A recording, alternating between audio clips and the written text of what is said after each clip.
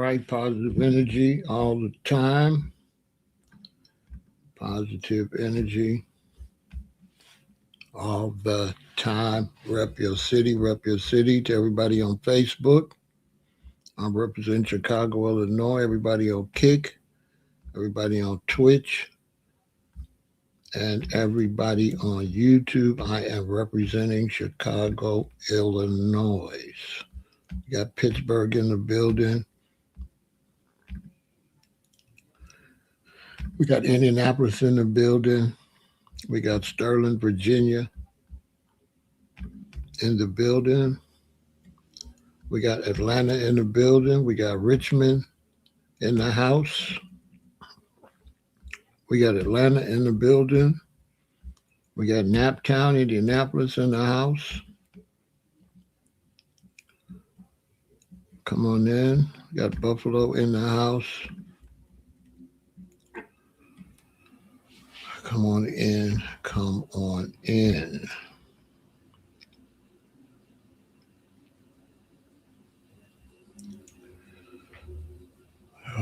Yeah.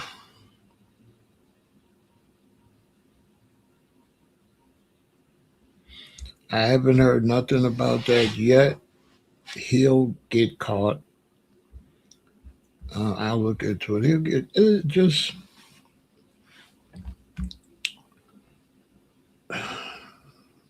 Look, y'all. I'm glad you asked that question. Let's start there. Your mind is a computer, okay? The best computer ever made. And what you watch and what you listen to can alter your computer. Unless you know that your computer can be altered, and then you would put the necessary software into your computer to prevent any unwanted alterations or changes.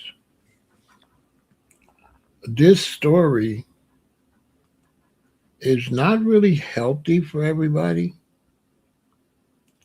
So you need to sit back and think if this story is something that you should be following. If it gets you too emotional, if it gets you too angry, you shouldn't follow this story.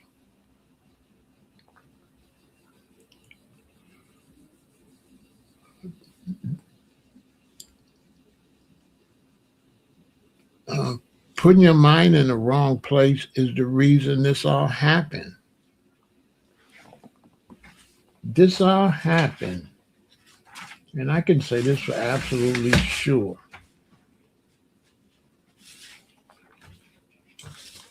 This all happened because Austin's mind had been programmed. He's been around negative energy. Everybody knows it. He's a big guy, and out of all the people to pick on, he picked on a small black dude, one of the few blacks at the school. Racism and bullying. And many times bullying slides over into racism because a lot of times the other race will have less numbers. And so when one race has more numbers and you find yourself where you're the majority and you pick on somebody from the minority, that's bullying. And sometimes you'll use racism or whatever you could use to bully.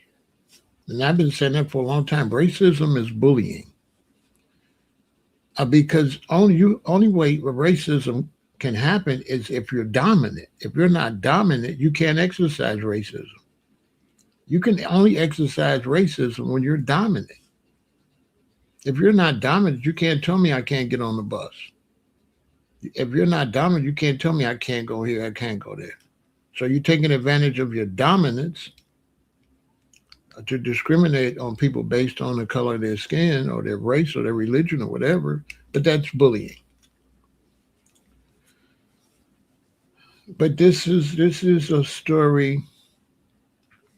I don't really like talking about this, but I have a responsibility to the public and to my viewers. And I feel like my take on things is valuable based on my age. I'm about to be 69 in maybe about 6 months in February. So I'm almost 70. I've seen a lot. I've done a lot. And most of my viewers are younger than me, if not all of them. I'm in like a class by myself, being on social media and having the technical skills to do this. So even though I don't want to talk about this, I don't have any choice.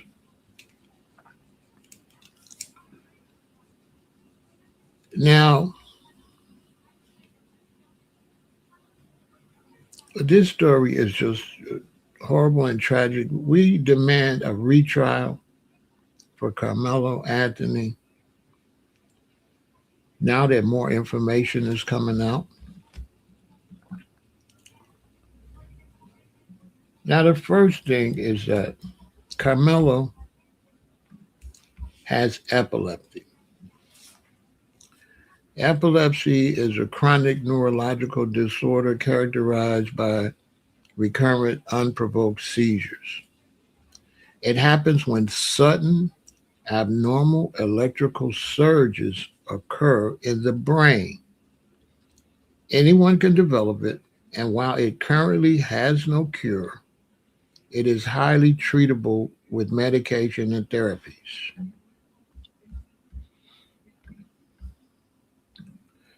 Key symptoms of a seizure.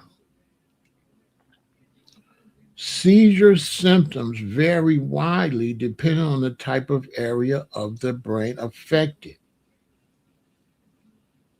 Staring spells are brief losses of awareness, uncontrolled movements, jerking, twitching, shaking, automatic behaviors like lip smacking, chewing, or pacing, unusual sensations such as sudden fear,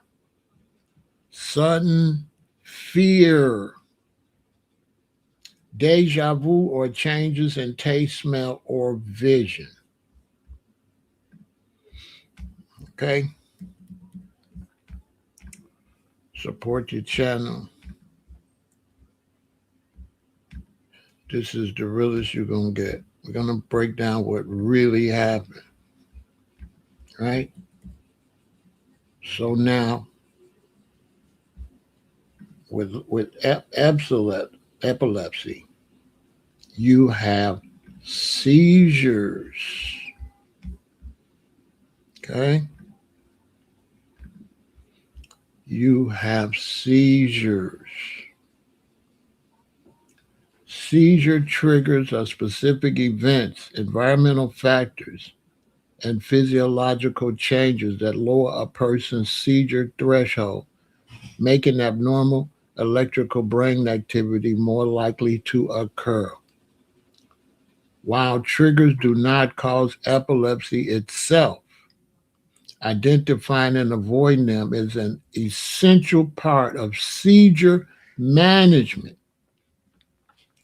Common triggers include medication issues, missing doses of anti seizure medication, or taking inconsistent doses is the most frequent trigger. Sleep disturbance, overtiredness, fragmented sleep, or significant lack of sleep. Stress, which bullying definitely causes stress. High levels of emotional or physical stress, whether positive or negative. Illness and fever, infections like a common cold or flu, and high fevers, particularly in children. Substance abuse, alcohol consumption, especially during withdrawal or binge drinking, and illicit drug use.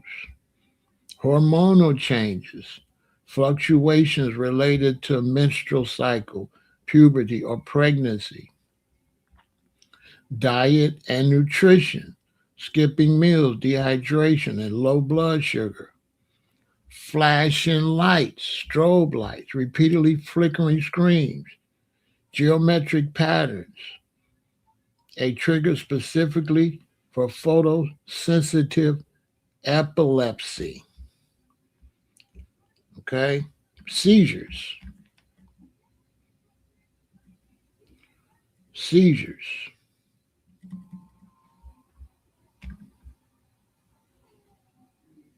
Fighting can trigger an epileptic seizure. Once again, fighting can trigger an epileptic seizure. High stress situation, extreme anger, physical exertion, and adrenaline spikes, also common during an altercation, can significantly lower a person's seizure threshold. The relationship between fighting and a seizure involves several factors: stress and emotion. Strong emotional responses, such as acute stress, fear, and intense anger, trigger the release of stress hormones and neurotransmitters. These chemical shifts can increase nerve cell accessibility and the brain and provide a seizure. Physical exertion, intense physical activity, like the physical struggle of a fight, right, can elevate your heart rate, right? Alter breathing patterns and cause fatigue or hydration, all of which are known seizure triggers, right? Trauma risk. If a fight becomes physical, a blow to the head could directly cause a provoked seizure. So if he gets hit in his head, he could actually pass away. Facts. Because he has epilepsy. And so in that situation, he must not let anybody do anything physical to him because he could be unalive. If they would have hit him first, they could have unalived him. These are all facts.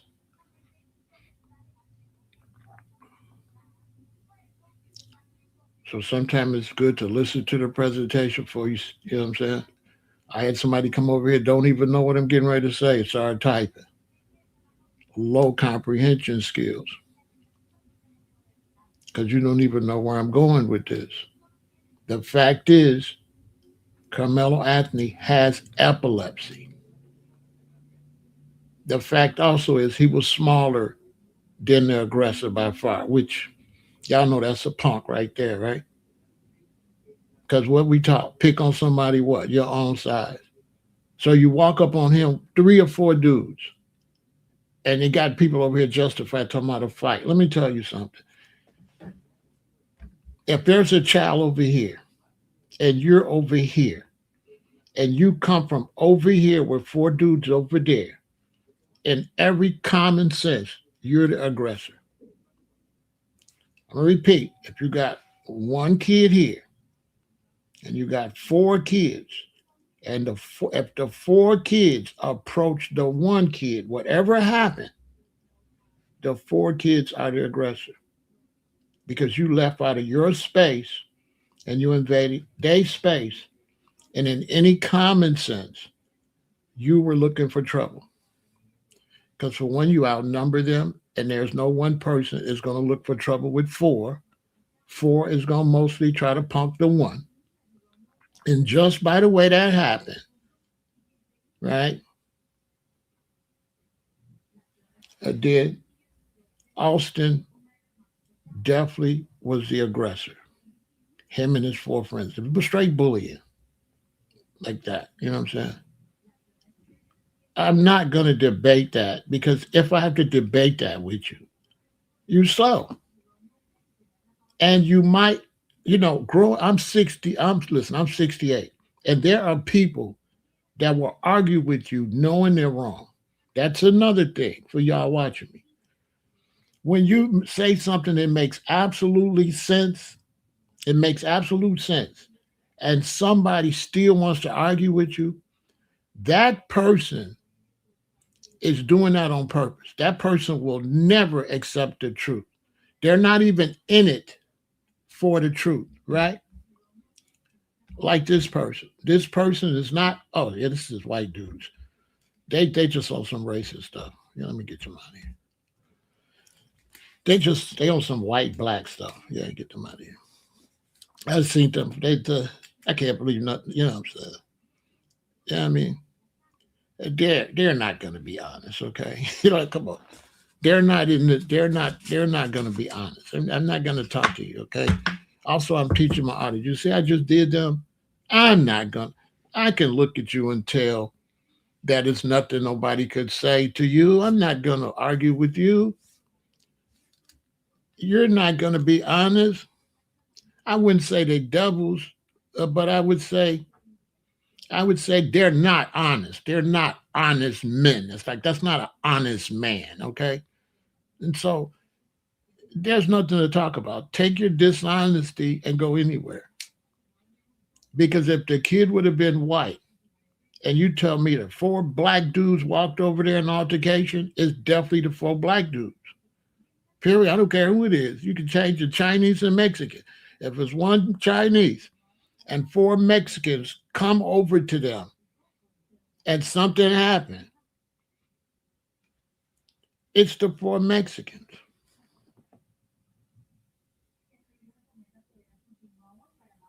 No, we shouldn't do any time. No, it was self defense. It was totally self defense. And this is what he had. This was the weapon, a Swiss Army knife, which now that I know what he had, this is a multi-purpose. This is to open cans and do all type of stuff. So having a Swiss Army knife is not. You don't have this for a weapon just because it has a knife in it. Nobody carries this for a weapon. So now that I know he had a Swiss Army knife, and is this a weapon? No, this is the open. This is the open stuff. Hold on. He had a Swiss Army knife. Okay, all right.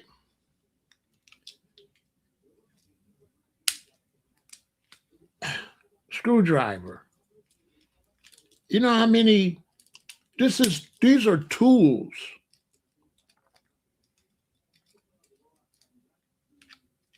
Okay.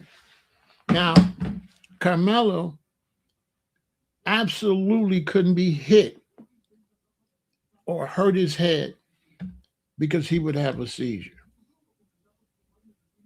He would have a seizure. Okay?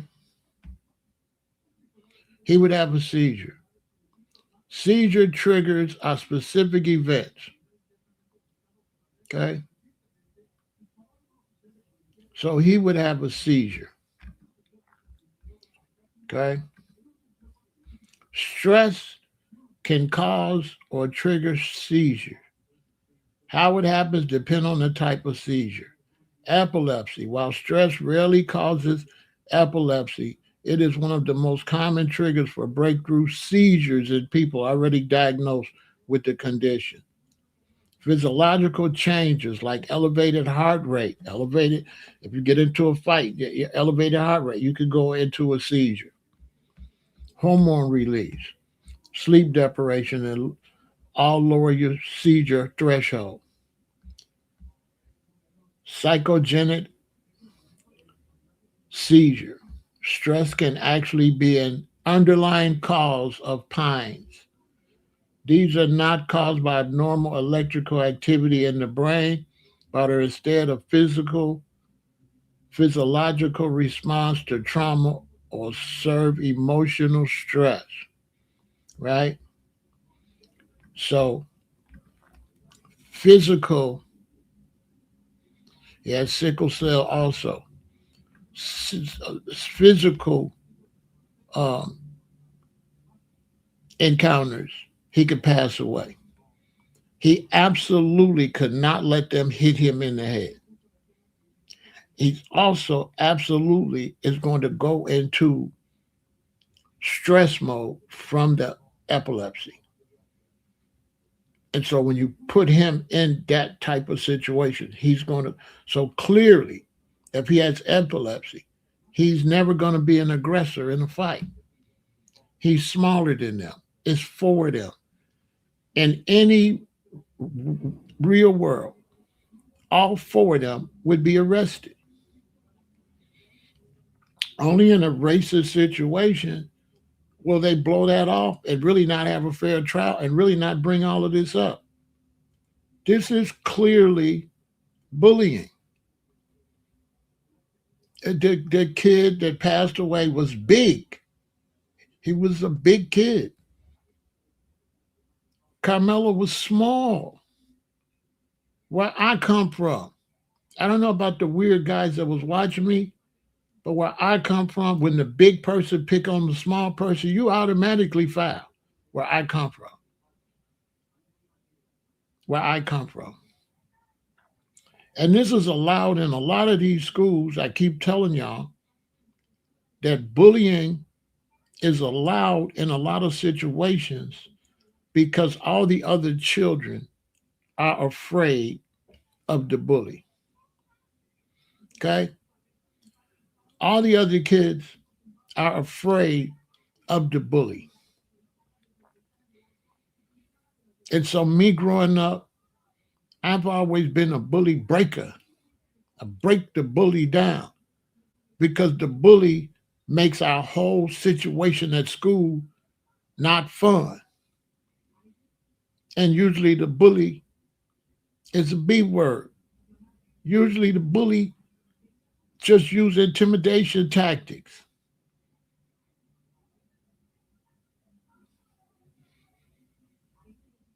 Even if you fight the bully and the bully win, the bully will stop bullying because the bully knows it ain't gonna necessarily win all the time. And then that testing the bully triggers something in the bully's mind that it ain't sweet over here. I know what I'm talking about. I was pulled out of public school after I got out to sixth grade and I was sent to a Lutheran school with whites and blacks. I was in the seventh grade and there was two eighth graders that was trying to be on some bully with me, which went bad for them because I wasn't going. And then they sat their asses down.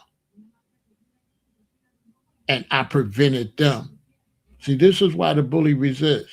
Because when they had to sit down because of the confrontation with me, what that meant? That meant they couldn't bully the rest of the children anymore either. I took away their bully card. You see, it don't really be racism. It be bullying. And so the other white kids also be afraid, right? I'm not going to say Austin was a bully, but I'm going to say most likely he was a bully because he had a twin brother and his two dudes in the same class. So if you're going against two sophomores, that ain't like going against one, and one of them is big. So everything with them to me appears could have possibly been bullying. If I had to give it a percentage, I would say 95% that the Metcalf boys was bullies. You got two twins, and one of them is big. His father said all kind of racist stuff. I'm gonna get to that. His father let us know that he raised them with racist. His father just made a big mistake. His father should have got off the media. Because the father now, a lot of people gonna be like, "Oh, that's where he got it from." The father should have called me, dude. You should have called me. You know what I'm saying? He blew it. He definitely made his son look like a racist. I ain't gonna lie. Like your daddy's a racist. You know what I'm saying? Unbelievable, right? Unbelievable. Okay, how stupid can you be, right? And the daddy is a punk. The daddy's not built like that.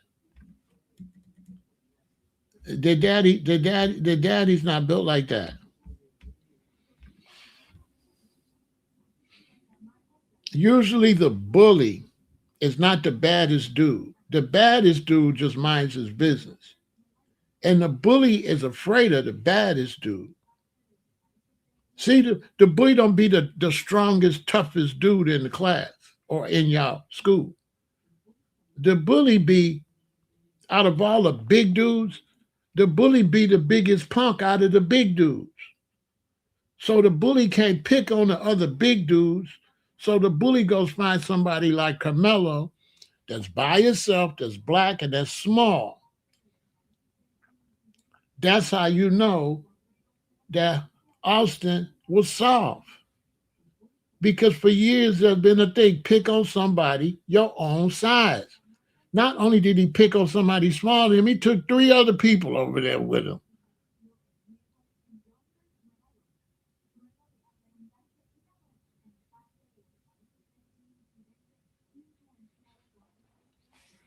I don't know, man. I don't know what that got to do with I don't know what that got to do. Some people would say you once spreading it. So I don't know what that got to do with what I'm saying. Like what somebody out there doing that's crazy got to do with this conversation. Somebody just burnt a cross downtown Chicago. But what that got to do with this?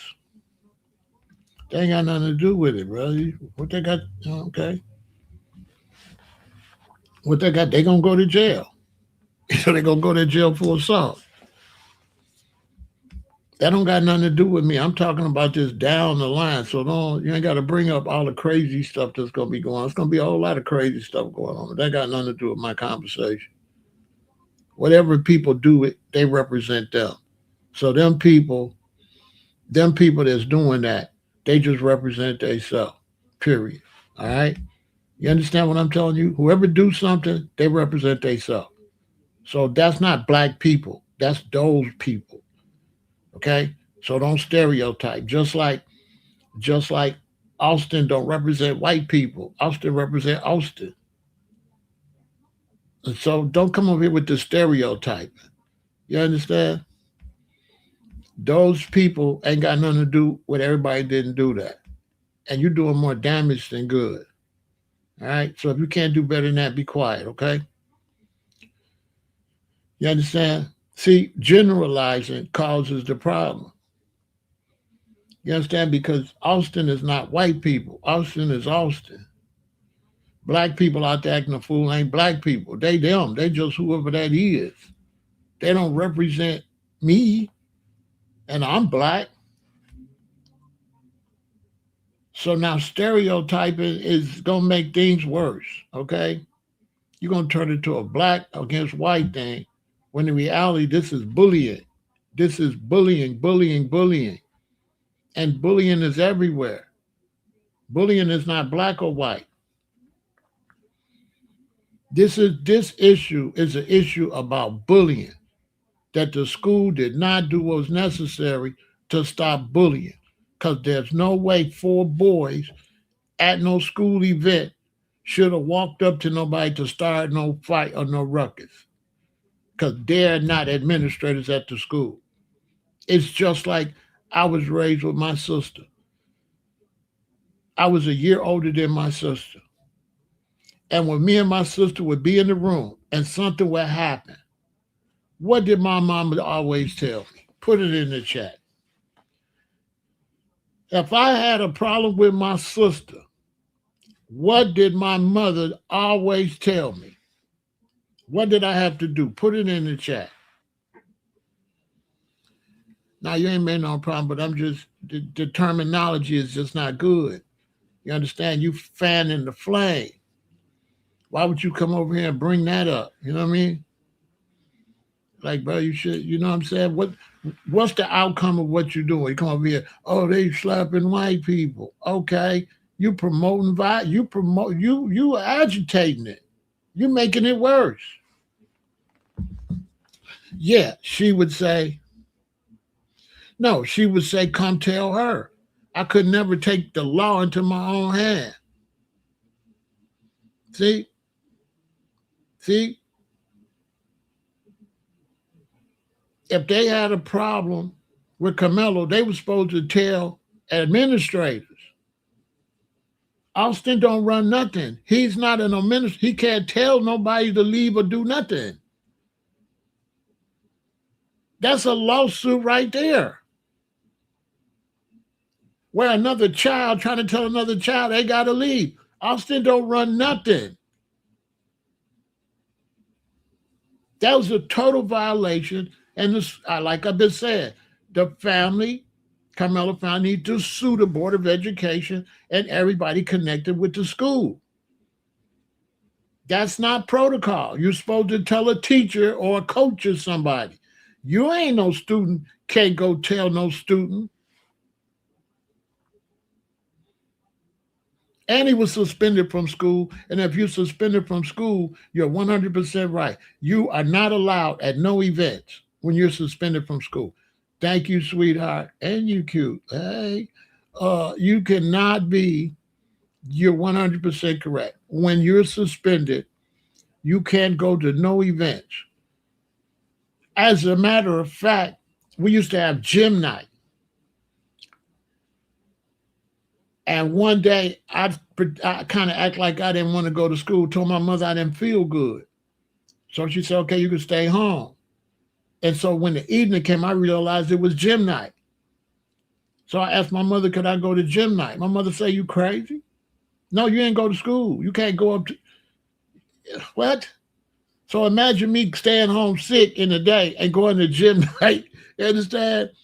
If you suspended, you suspended off of the whole school premises. The coach cannot let you come up to the school. You're suspended. You're supposed to stay home until your suspension is over. And if you do come up here, you're supposed to bring a parent. We have to give you the okay to come back to school. That shows they let him do whatever he wanted to do. It also shows, and I hate to go there, that he was a teacher's pet, which also could have led to other SEXUAL situations. Because you got to watch these coaches and these teachers that create these pets. Now, coaches got a long history of doing stuff to boys. I'm just saying. So, on the other hand, the father should be very suspicious of this coach like his son so much. See what I'm saying? That kind of triggers me mentally too. Because I'm like, why are you petting this boy like that? I kicked him off the team and then but you told him, but I let him come back up here. Why? What's your interest in Austin? I think that need to be looked into too. You know what I'm saying? It let him do whatever he want to do, but it also show some type of strange relationship with the coach. That's what I'm saying. Is the coach, I ain't saying he doing it. I'm just asking, is the coach grooming him?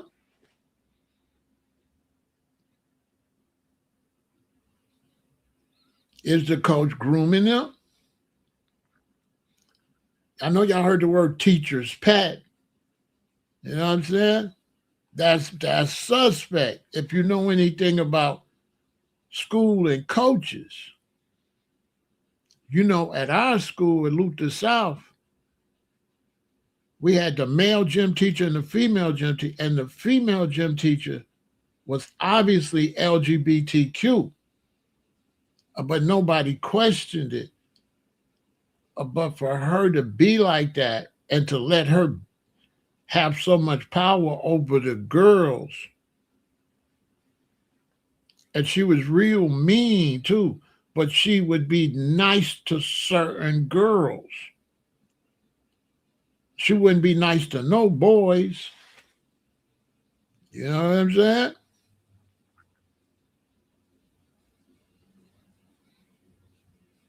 I'm just saying, this is happening a lot with the teachers. You know what I'm saying?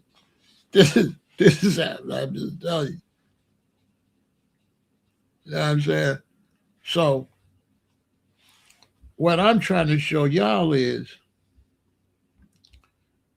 fighting can trigger an epileptic seizure. So Carmelo knows he cannot get hit in the head. The boy's bigger than him, there's three or four of them, and he's terrified.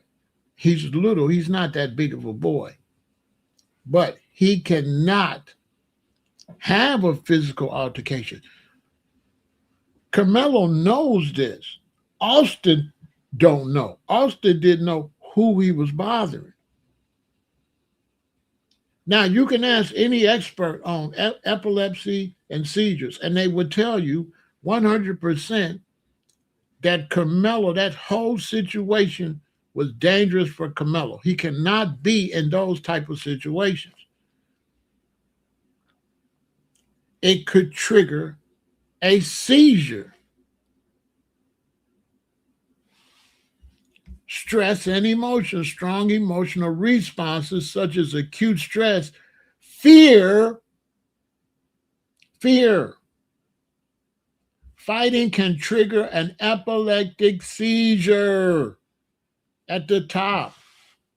Fighting can trigger a seizure.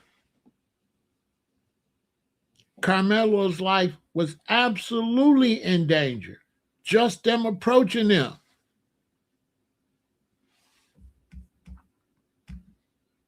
I might got to get away from you. I got to get you out of here. Because kids can't give you no opportunity to do nothing. Yeah, I got to get you out of here. Hey, he's saying that the kids gave somebody opportunity to school. Just look. Now imagine I send my kids to school and you tell me the kids gave them an opportunity to leave. Just look at this. Look at this nonsense. Look at this nonsense. At a school, the kids can't give you no nothing. They kids just like you. How some other kids gonna give my kid an opportunity? Just look at this. Just look at this here. Just let that sink in. He's saying that the kids had enough power to give another kid an opportunity up at the school. When the kids can't give you no ultimatums. Kids can't give no ultimatums. Look at this. Look at this. He's saying if my kid go to school, the other kids could give my kid an ultimatum. And my kid is in the care of the adults. My kid ain't in the care of the other kids. Look at this. Look at this. Look at this nonsense. Look at Southside Tony. Look at South. Tony say the kids gave a kid an opportunity out of school that the kids don't run. They can't give you no opportunity. They can't tell you to leave. What part that you understand, Tony? The children cannot tell no other children nothing at no school.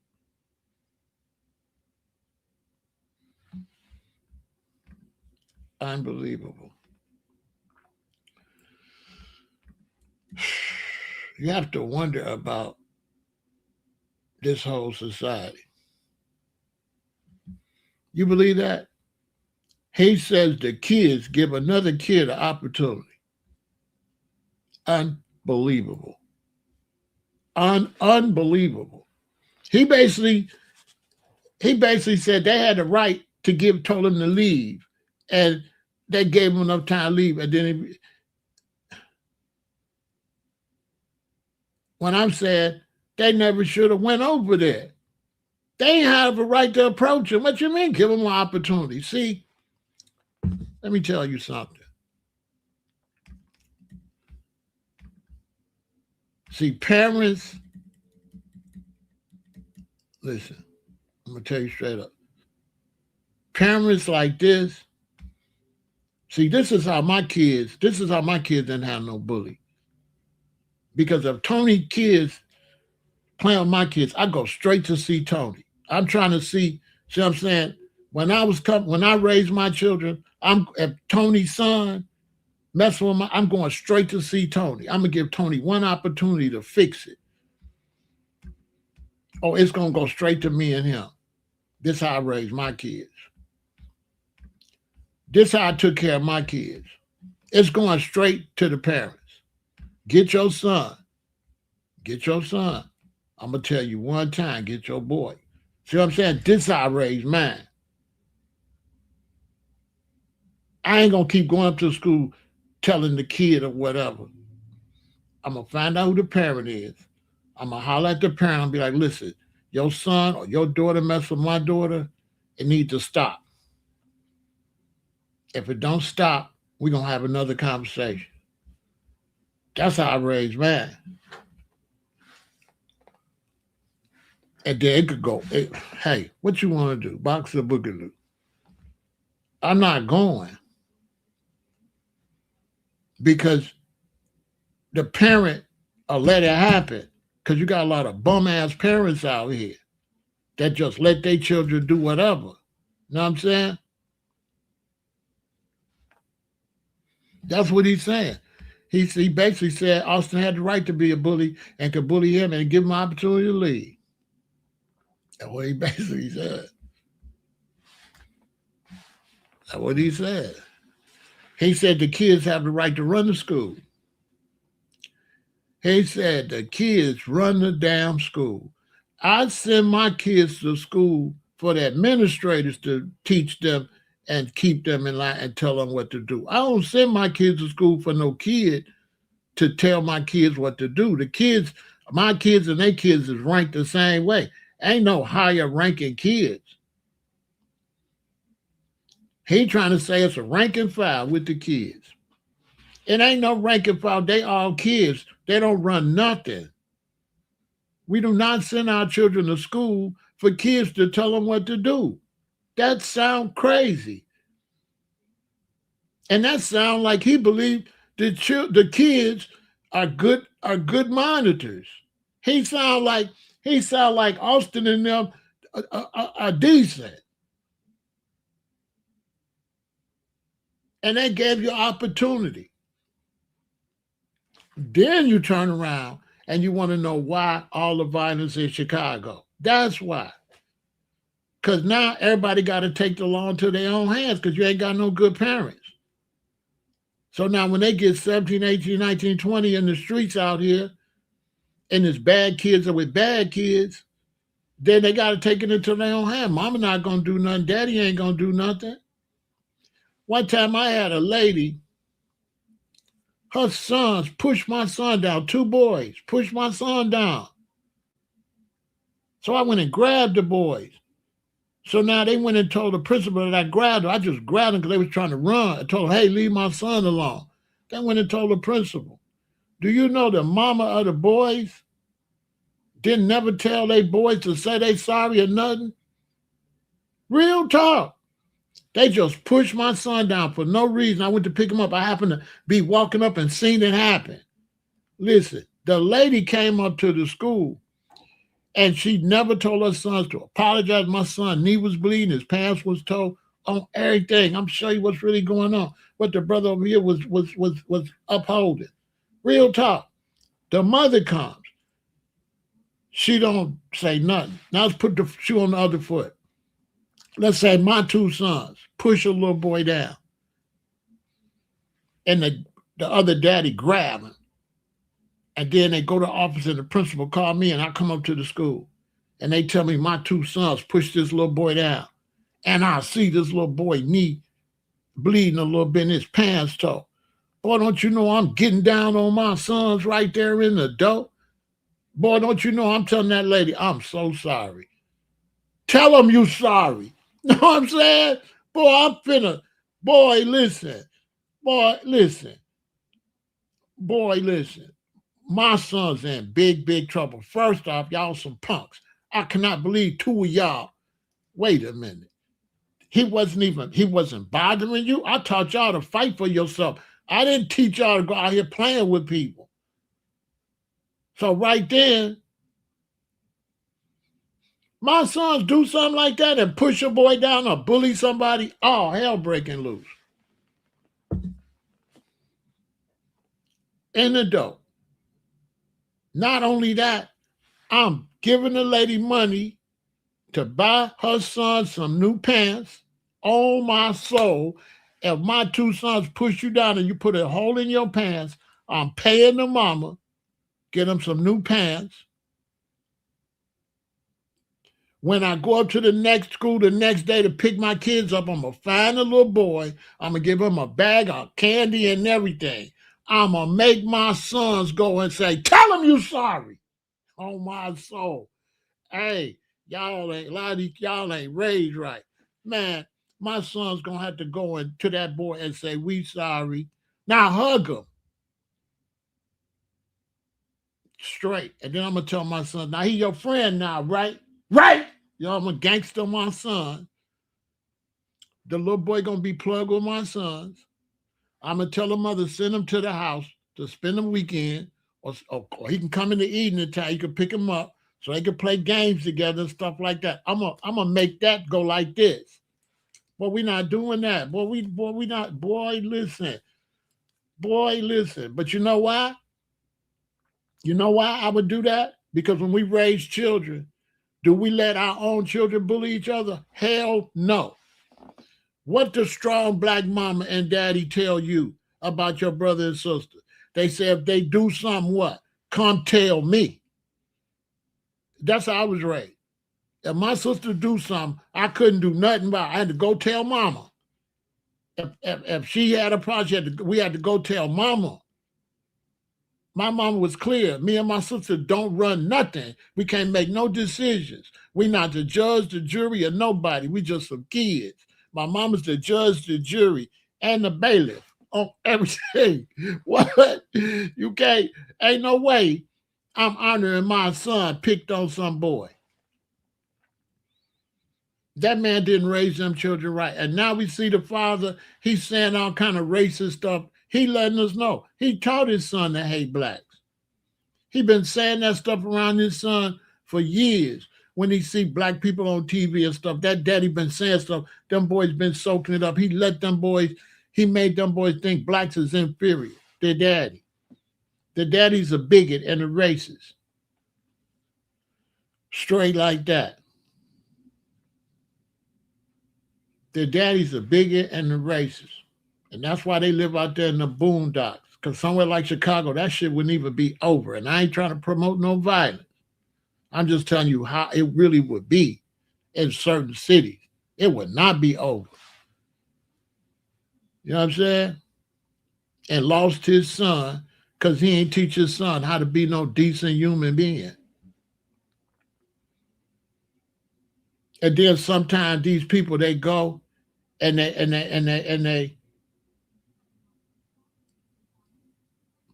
sometimes these people go and then that becomes a big thing in their whole politics, and then all they politicians be like that, and then they politicians think they can go bully Iran, think they can bully, see, then they take that bully culture. We got Army, Navy, Air Force, Marine, we can tell you what to do over here. You do this and you do that.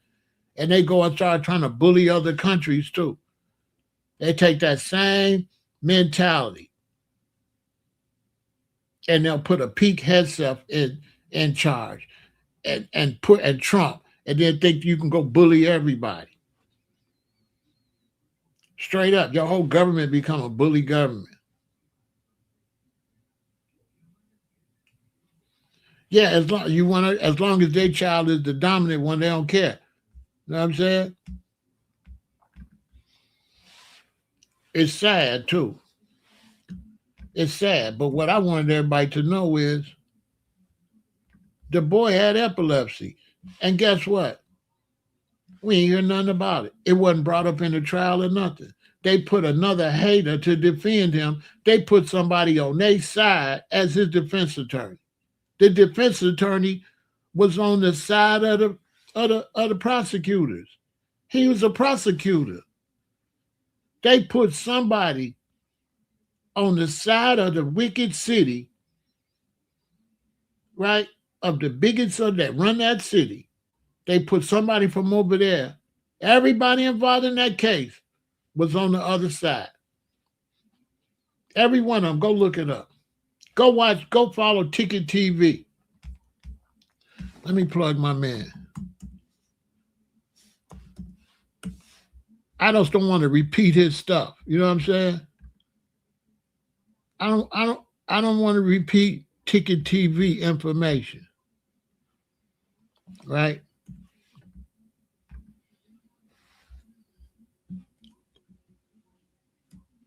But go subscribe to Ticket TV. Because he's on top of it like the most.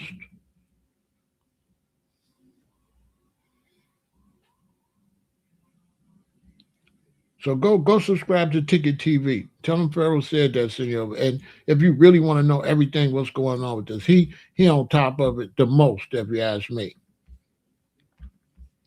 He's got the most information. But the boy got epilepsy, man. And he little and he fragile. And he could do gym and stuff like that. You know what I'm saying? But he can't, you know what I'm saying? Stuff like that. If he hit his head, he could unalive him. You know what I'm saying? If he hit his head, yeah. If he hit his head, okay. If Karmelo, he can't take no punches or none of that. He can't take none of that. He can't take no physical hit. That's why he was so defensive like that, because his whole life was in danger. See, they didn't know it. See, that's what happened when you go out here bullying and stuff, and then you don't really know who you bullying or don't really know what's going on. See, see when you don't really know what's going on, that's what happens. So they was out there and they really didn't know that boy's circumstances. See, when they find out and the daddy and all them find out that boy had epilepsy, they're gonna be ashamed because they ain't know all that. But the son was a punk because you trying to find a weak link. I guarantee you the son ain't never picked on nobody his size up there. He smiled at somebody his size. He gonna get a retrial because all the people that's corrupt. Go watch Ticket TV to find out about that. All the people in the thing, they all got all type of criminal stuff. They all been doing foul stuff. They all should have been fired. So everybody that's dependent on that, everybody over there on that side of the government within that, they all crooked. None of them really supposed to have their jobs. Go look at it. The DA and all his cronies, they all corrupt. They all got all type of man, they got all type of things they done did to women and all type of stuff. I just don't want to copy bros information. They all illegitimate scumbags that's only keeping their jobs because it's a buddy buddy system. None of them supposed to have a job. You understand? Trump can't clean no little bitty school up somewhere. He don't even know about that school. You know how many schools it's just in Texas? Ain't no way Trump gonna know what's going on in all the high schools in the United States. He can't do that about that. He can't clean up racism. Matter of fact, he been sending bird whistles to racism. He been using dog whistles, quiet dog whistles. He been using Trump used racism to get in office. So he ain't gonna do nothing about no racism. That's what he used to get the votes. He's been having a lot of dog whistles, racist dog whistles. Trump, you can't expect Trump. That's his fan base. That's his, you know what I mean? That's his base. But that daddy been like that. That daddy like that. They granddaddy like that. They great granddaddy like that. It's entrenched in the culture. He teaching the boys to be like that.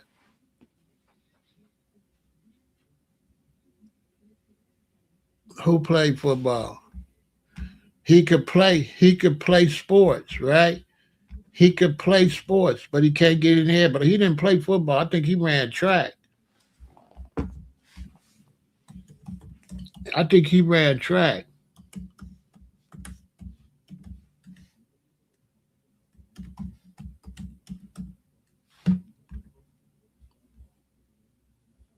He played basketball.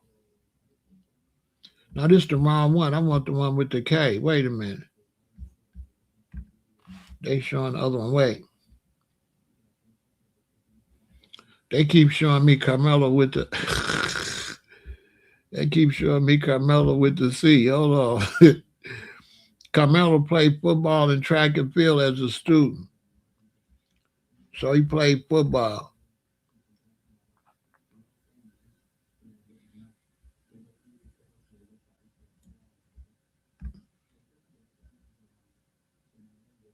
He played football, which don't make no sense.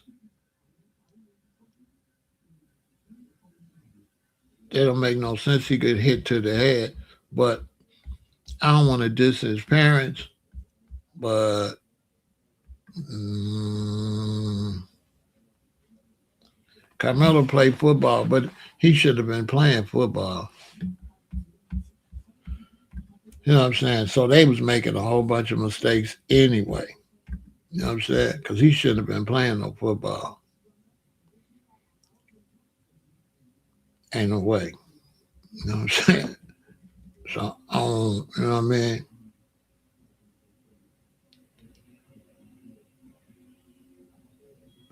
He shouldn't have, he shouldn't have been playing no football. But let me see. I got something on that here. They said exercise is highly beneficial for people with epilepsy. For the vast majority of individuals, the benefit of staying active far outweighs the risk.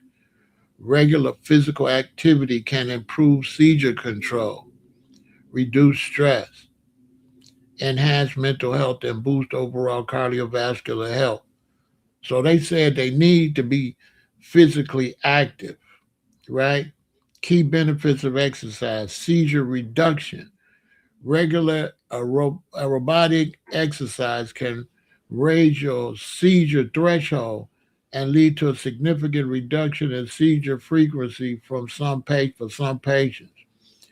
Exercise increases neurotransmitters like dopamine and serotonin that help alleviate depression and anxiety.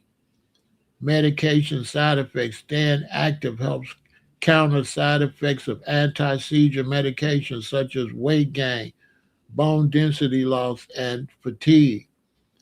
Brain health: physical activity increases neurogenesis, reduces neuroinflammation, and can improve memory and cognitive function. So that's why I saved this to show y'all, because they saying when I did a deep read on, I just not gonna post it all. They saying at one time they was telling people with epilepsy don't do no exercise and stuff like that, but now they telling them that the more exercise they do, the better it is.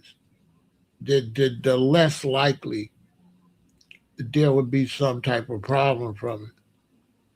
Now, when it comes to football and head injuries with epilepsy, I personally feel like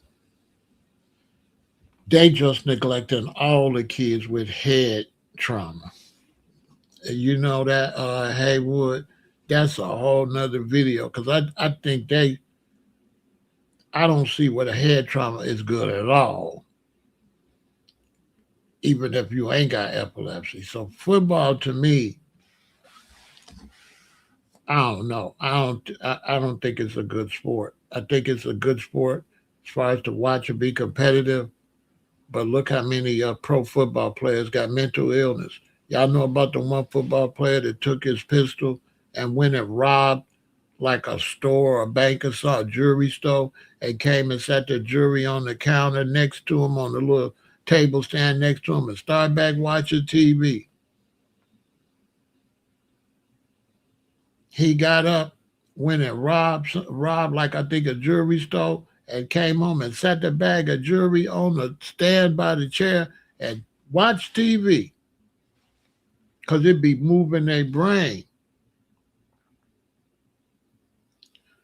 But I'm sure the parents, I'm sure the parents was trying to make him have physical, wanted him to stay physical because the doctors is telling them the more physical they are, the less, the better it is for their epilepsy. So I'm sure that's why the parents kept him, which probably do make some sense as far as circulation, building muscle, probably makes some sense, you know, probably makes some sense. I would probably even go as far as to say, probably if they exercise more and went plant based, they probably could cure it. Because if they eating them beets and they eating all that red stuff that goes into your circulation, they'll probably be like 95, 98% cured if they you know what I'm saying, because all that stuff, nutrition got a lot to do with all that stuff, pharmaceutical stuff and stuff that you've been taking for years. You think about your great grandmama take aspirin, then your mom and daddy take aspirin, then you take aspirin, then your baby born, and your baby born four generation of aspirins and alka seltzers and drugs, artificial flavors, artificial colors, preservatives.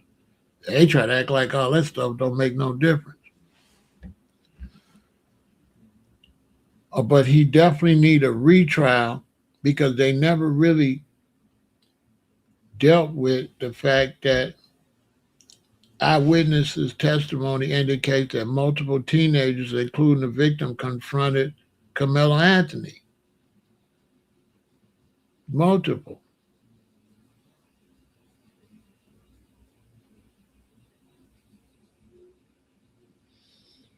Telling him to leave, which is a violation in every way. That's a lawsuit. Children are not administrators. Children cannot tell children what to do at school. That's a clear lawsuit. If you grow up in a decent home, your mama don't let children tell children what to do. You give it some parental guidance when you're the older brother. So there's certain things I could stop my sister from doing that my mama don't want her to do, but I couldn't just boss her around unnecessarily like that. Hell no. My mother always told me if she do something, come tell me and let me deal with it. So the coach is supposed to be, and the teacher be like, if y'all have a problem with a student, you're supposed to go tell a teacher. If they felt a student was supposed to be in there, they were supposed to get the administrator and say, he's not supposed to be over here. And let the administrator tell them it's fine or it is not. They not supposed to take that into their own hand. Anybody that accept that behavior shows you how professionalism has disintegrated in the country. Name me, show me any adult that felt like it was fine for some students to tell another student to leave, and I'll show you everything wrong with the educational system and the working system in this country, especially educational system. If anybody believed that children at a school situation could tell other children what to do, it's definitely a loser or a racist. And a lot of times, racists overlook the rules when it comes to black people. The rules apply over here. When it's you, they don't see the rules because he's black. They was known bullies and been suspended for it, but the daddy and them didn't ever tell them leave them kids alone, let them bully. And God don't like ugly. And now the daddy got to live with being a bad parent. Because if those boys was bullied at that age, the daddy let it happen. And the daddy dominated the mother. He dominated everybody. Because usually your mommy would tell you leave the other kids alone because usually mommy has sympathy for all the kids. So they was under the rulership of the man. The mother was probably, I'm guesstimating, but the mother was probably nobody in the family. The daddy was the boss, like that type of energy. He gonna tell her what them boys gonna do. Whereas when I was growing up, my mama determined what me and my sister gonna do, and my daddy stayed out of it. My daddy backed up my mama, and a lot of those type of situations, the mama don't got no say so. The daddy is a strong feminine. You know what I'm saying? Strong and feminine, doing the ladies' job. You know what I mean? But it's sad that they trying to say he had a weapon, and this is not a weapon. Nobody carries this for a weapon, and the fact he had to use this for a weapon proves bullying. You forced him to have to find anything to defend himself, because nobody takes this to defend themselves. We carry these because these have multiple purposes. And especially if you're a boy, you always screwing something, you always cutting something, you always making something. When you're a boy, you always doing some type of screwing, and you always screwing something, you always messing with something, you always putting together, you always screwing your remote control car, your bike, and all that. Boys do a lot of electronic and carpentry type functions. So it makes sense a boy would have this. It makes all the sense in the world that a boy would have a multi-purpose tool. This is not, and all the experts say he just so happened to get hit in the wrong spot. That is no way that weapon could have unalived Austin. He was just unfortunate, and it just so happened to hit him in the wrong spot. And when somebody's scared of you, yeah, you could get hit in the wrong spot. Come on, we all know he got hit because that boy was scared of him. I would have threw that case out. You scared him and you got hurt. Case dismissed. I would have threw the case out. I would have threw that case out. Once you tell me that four boys walked up on him, case dismissed, throw the case out.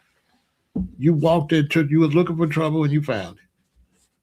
I would have threw the case out, even if it was the other way around. It was four black dudes and a white dude, and you tell me four black dudes walked up on a white dude, and something happened. Y'all definitely the aggressors. You can't tell me one is an aggressor against four. Man, you gotta tell that to somebody else. I don't give a damn what color they is. I'm the realest alive. You can never tell me that one person gonna be aggressive against four. Come on, man. If one person is aggressive against four, right? Yeah, it was a pocket toolkit. Yeah. If one person is aggressive to four, then that one person would have had to go into the group of the four. Now, if one person went into the group of the four and somebody got hurt, then that one person is the aggressor. But if the one person here and the four come there, whoever come to the other one, that's the aggressor. What? Whoever walks into the situation is the aggressor. You walked into somebody else's space. Somebody suspended, they even supposed to be the school around there trying to tell other kids what to do. And the school need to be sued because you cannot tell no kids to tell the kids what to do. We do not send our children to the school to be told what to do by other children. We send our children to the school in the hands of the administrators. The family's going to sue and win big. They're going to win. Nobody's going to uphold this. The school got negligence, negligence, negligence. The situation happened with a boy that's been suspended and wasn't even supposed to be there. This shows extreme favoritism. And investigators need to look into Austin and the coach's relationship. To be honest with you, I smell something funny in 2026. I don't trust no grown man befriending no boys. I'ma just keep it real. I don't trust no grown man or woman befriending no students. Period. I don't trust it. Okay, why you like him so much? What kind of relationship y'all got when you told him don't come back up there? Where did you talk to him when you told him it was all right to come? Like, what's going on with that? That need to be looked into. That seems, I don't know. I wouldn't want that coach being that friendly with my son. I'ma just tell you. And that daddy with all that hooping and hollering don't mean he really masculine either. But I ain't gonna go down that road. But hey, I could. I might go to my Patreon and really, really go in on the whole culture and the whole thing. I just try to stay away from certain stuff because I be too ruthless. I know too much, and I go there. You know what I'm saying? I'll go into the whole sexual relationship between teachers and students and all of the things that have been going wrong. You know what I'm saying? With that situation. You understand? That coach is a little too close to that boy, giving that boy too many passes. They falling out like girlfriend and boyfriend. That's all I'm saying. You broke up with him, told him don't come back. You told him, yeah, come on, come back. Like he a teacher's pet or something, which shows like favoritism because how he couldn't come back and you let him come back. So it's some type of favoritism there or some type of they family is on the board. Because I went to a Lutheran school and like the white kids, they family would be on the board, right? Like they have another board of the families that come, like a family, like right. They have ways where the families can come and be involved with this process, right? And then those families, like if this dude's dad donate a lot of money to the football team for uniforms, so they be doing stuff like that. So now, once your dad donate to the track team or donate to the football team, now you got some type of VIP. Then, if they, let's say the principal at the school or the dean at the school go to church with my daddy, right? And they both like ushers or they got a position in the church. Well, when they get back to the school, they're gonna be favoritism because in those areas they all go to church together. They all in groups. They in groups. They all in groups. Hold on, we're gonna take a break. We're gonna get back into it. I know this might be too real, but hey, it is what it is.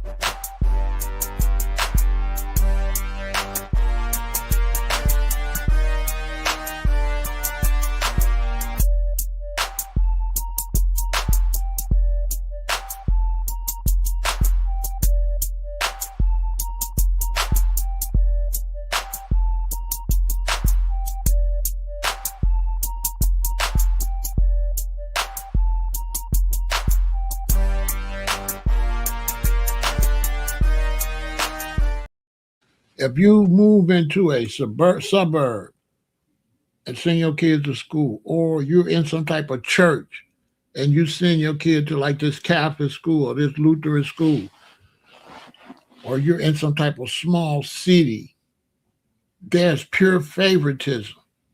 A lot of times, a lot of people are related. The police chief is related, married to the mayor's wife, all of that. So it's not really a legitimate, fair.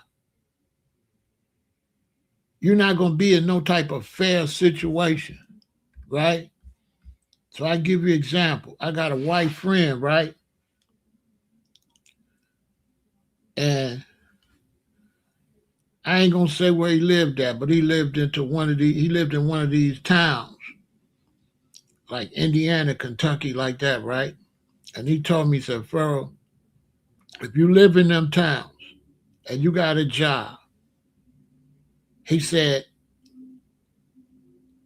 if your boss don't like you or whatever, you get fired, he said, ain't nobody else in the town gonna hire you. He said, you not getting another job because they all linked in. They all friends. All the dudes that own all them companies out there, they all like this. So once one of them fire you, ain't none of them other ones gonna hire you. He said you gotta move to a whole nother city. That's why people be I won't live, I can't live in no smaller city. I cannot because in a smaller city, hella discrimination. You got to walk the line because they could blackball you. See, they can't blackball you in Chicago. They can't blackball you because they ain't nobody. You understand? But you go to these small cities, I'm not going to no small city because you go to a small city, they will blackball you. That's why I couldn't wait. I lived on the Big Island of Hawaii. I couldn't wait to get back to California because on the Big Island of Hawaii, you got you got Hilo, and you got Kona on the two sides. But it's just, you just drive around like this. And when you driving down the highway, after a while, everybody passing you know your car, know your van. You know what I'm saying? When you go to the store, it's not that many people. Everybody know you. They everything. You don't really got no privacy. You don't got no privacy. People ask me, do I want to go live in your little funky little city? Hell no. I don't want to live with y'all. No. No, I can't live with you in your little small city. It's a gossip column and everybody know everybody business. Hell no. In Chicago, nobody know me. Nobody. I got a whole lot of friends in Chicago and they cannot see me unless I move where one of them at. You're not going to bump into nobody like that because it's almost 3 million people here. So you got privacy. You can lose a job over here, and by evening, you got a job over there. They don't know nothing about that job, and they don't care. But go to a small place like that where he was down there. He thought his parents thought he was going to get a fair trial down there where all them people growed up together. They've been knowing each other since they was babies. What he thought? All them people out there know each other. They grew up together. You go get a defense attorney and you're going against the prosecutor, but the defense attorney and prosecutor played football against each other when they went to school. Might have played football with each other. Might have played basketball against each other. They know each other. Because it worked like this. I went to a Lutheran school, right? Zion Lutheran School. They go up to the 8th grade. When they get out to 8th grade, the kids go to Luther South. So when they get to Luther South, they've been playing sports against each other since 5th grade. 5th grade, 6th grade, 7th grade, 8th grade. Now they go to Luther South. Now they go to school together for another 4 years. So they like family. They all know each other. It's a Lutheran circuit. But it's not powerful because they're in Chicago and they teeny weeny in a big city like Chicago. But imagine if I went to a Lutheran school that had a Lutheran grade school and Lutheran high school in one of these small cities. All of them know each other. And I'm the oddball out. Ain't no way. And that's what happened in that situation. But the reason he had to defend himself, his life was in danger. His life was in danger. If he get hit in the head or something the wrong way and fall hit his head, he done. He finished. He done. He done.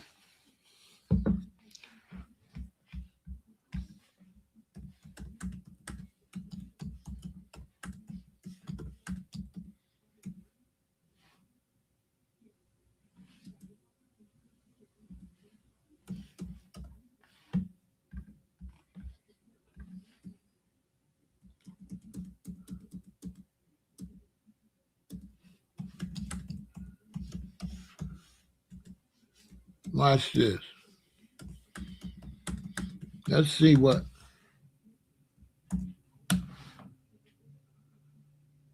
Look. Checkmate. Look, I asked, could a person with epilepsy get unalive easily in the fight, right? What did it say? What did it say?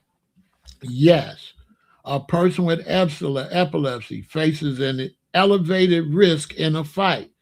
Physical stress, exhaustion, and head trauma from blows are well known triggers for seizures. If a seizure occurs during an altercation, the individual can easily pass away from physical trauma like a fall, suffocation, or sudden cardiac arrest.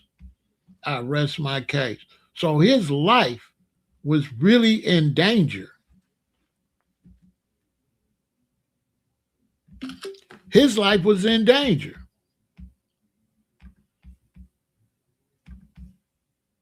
His life was in danger. I just proved it. His life was in danger. Now, unfortunately, right, for Austin, this is why I got some compassion for Austin, because he out there acting a fool, he bullying, but he don't know that. I could say that if Austin knew that, I don't think he would have bothered that boy. I'll be honest. I believe if Austin knew that medical condition, I don't think he would have bothered him. I don't. In all fairness, I don't believe he would have bothered him. He was bullying, but I don't believe he would have been that bad. And I believe if the parents would have knew that, you understand? But it was a situation where they was from two different schools. So there's no way nobody would know he gonna bully him because it was a track meet. They wasn't schoolmates, which also proves he was picking on the black guy because you don't even know this dude. They didn't even know each other. That was racism. He gonna pick on the black guy and pretend he doing it because they go to a different, because he don't go to the school. And then the coach, this is a lawsuit because the coach had gave Austin too much power because he wasn't even supposed to be there. So the coach was petting Austin, letting him get away with all type of stuff where he's supposed to be suspended. He not even supposed to be. And the coach kept on letting him get away with stuff. And this is really the coach's fault. This is the coach's fault and Austin's father's fault for teaching that boy racism and talking crazy like he just got through talking, exposed himself. And we see the father ain't the brightest bulb in the lamp, because why would you go make a racist video after all of this when it's going to be a retrial? And the daddy just hurt Austin. The daddy's last racist rant hurt his son. Oh, my soul. Because everybody going to be like, oh, you taught him this. Nobody knew you taught him that. Am I lying? Did the daddy just hurt Austin? Or is it just me? Am I tripping? You can't make this crazy stuff up. The daddy goes on a racist rant in the middle of all this. The daddy helping the case get thrown out. Man, you cannot. Is it me? Is the daddy not helping the case get thrown out? Or am I tripping? Is the daddy not?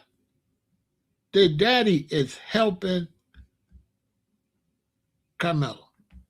You cannot make this up. I couldn't believe it. The daddy's helping Karmelo. I said, this fool right here.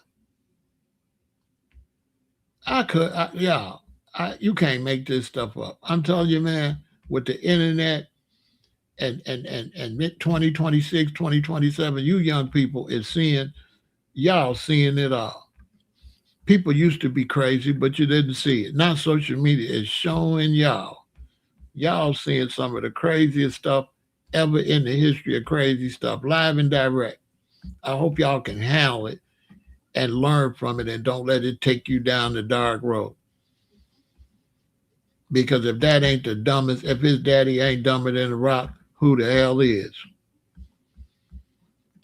Who the hell is? You just lost, bro. You just fanned the flame for more racism, and you just lost a lot of sympathy for your son from people that ain't racist. People gonna be like, what? People gonna be like, what? Oh, that's where he got it from. The daddy, boy.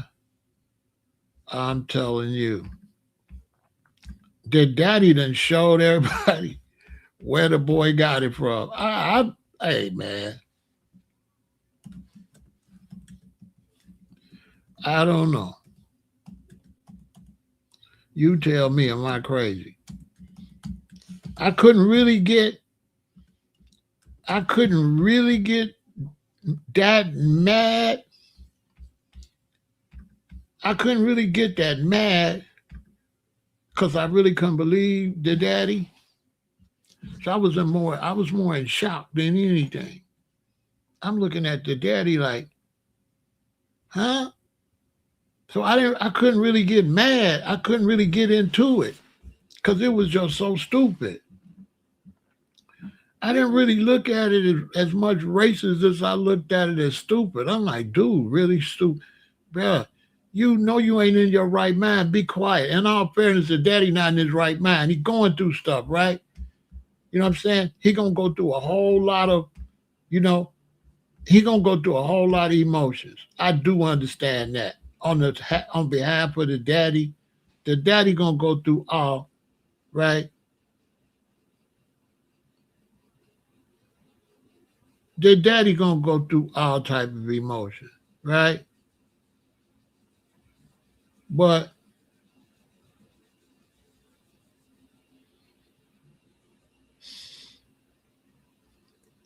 he should have known. Listen, stay off the internet, bruh.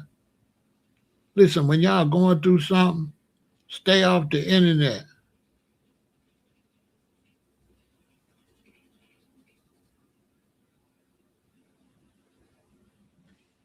His daddy didn't have no type of advisors or nobody to talk to him. He probably ain't gonna listen to his wife. He probably was sitting around drinking, you know what I'm saying, and going through stuff, you know what I mean. So he probably was sitting around drinking and everything, you know what I'm saying. Yeah, he probably was sitting around drinking, man, and getting madder and madder. And then I don't know why he went on the internet. You know, he need to just he need to just chill. You know what I'm saying? He trying to talk to sympathizers. I mean, I get the psychology behind it. He trying to he trying to talk to sympathizers, but bruh, you know, you making it worse. You definitely ain't helping your son. You made your son look like a racist. How you helping your son talking crazy like that? Now everybody gonna say that's where he got it from. You he helping Karmelo. That's what he just did. He did it right when everybody found out Karmelo was sick. That Karmelo got epilepsy. So There's getting more mercy for the son, for Carmelo, and less mercy for the daddy and the son. Because now we're like, oh, your boy definitely was a bigot. Because oh, your daddy, oh, okay, that's how you raised him. Oh, okay.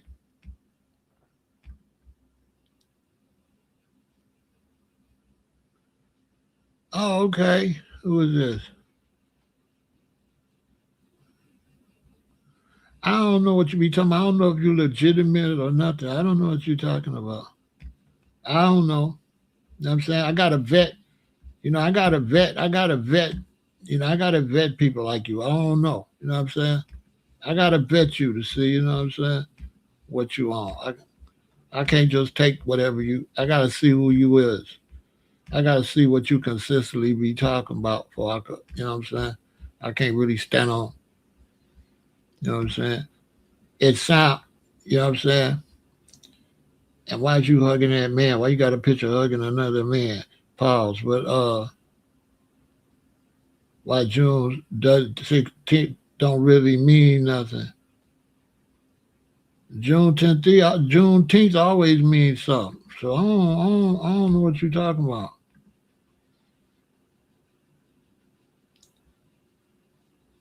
I don't know what you're talking about. I'm gonna keep it real. I don't know. It just look like you just saying anything. You know what I'm saying?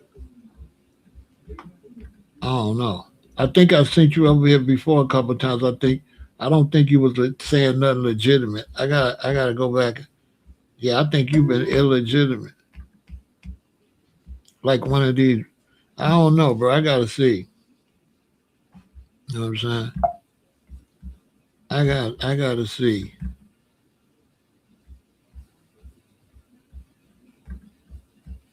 Cause we got a lot of we got a lot of blacks that it seems like they troll their own race. You know what I'm saying? I gotta see if you one of them. And then we don't know if your picture is really you either. You know what I'm saying? So I got to see if you one of them people that troll black people with a black picture, but then you might not. That might not even be you. You know what I'm saying? That might not even. That might not even be you. You know what I'm saying? Yeah, that might not even be you posting the weirdo stuff. You know what I'm saying? I can't. You know what I'm saying? I don't really know who you is. I gotta check your file. You know what I'm saying?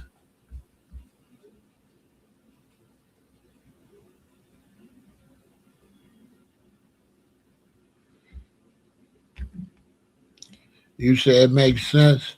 The emotional stress of taking a stand, probably why he didn't do so. He didn't take the stand because that might mess with his epilepsy. He could pass away up there.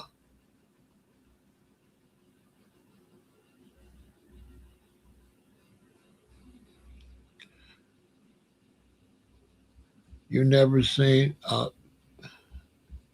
he could pass away. They probably yeah rock love. The parents probably didn't want to put him through that. He probably can't do it. He can't listen. They can't talk much. They can't talk much.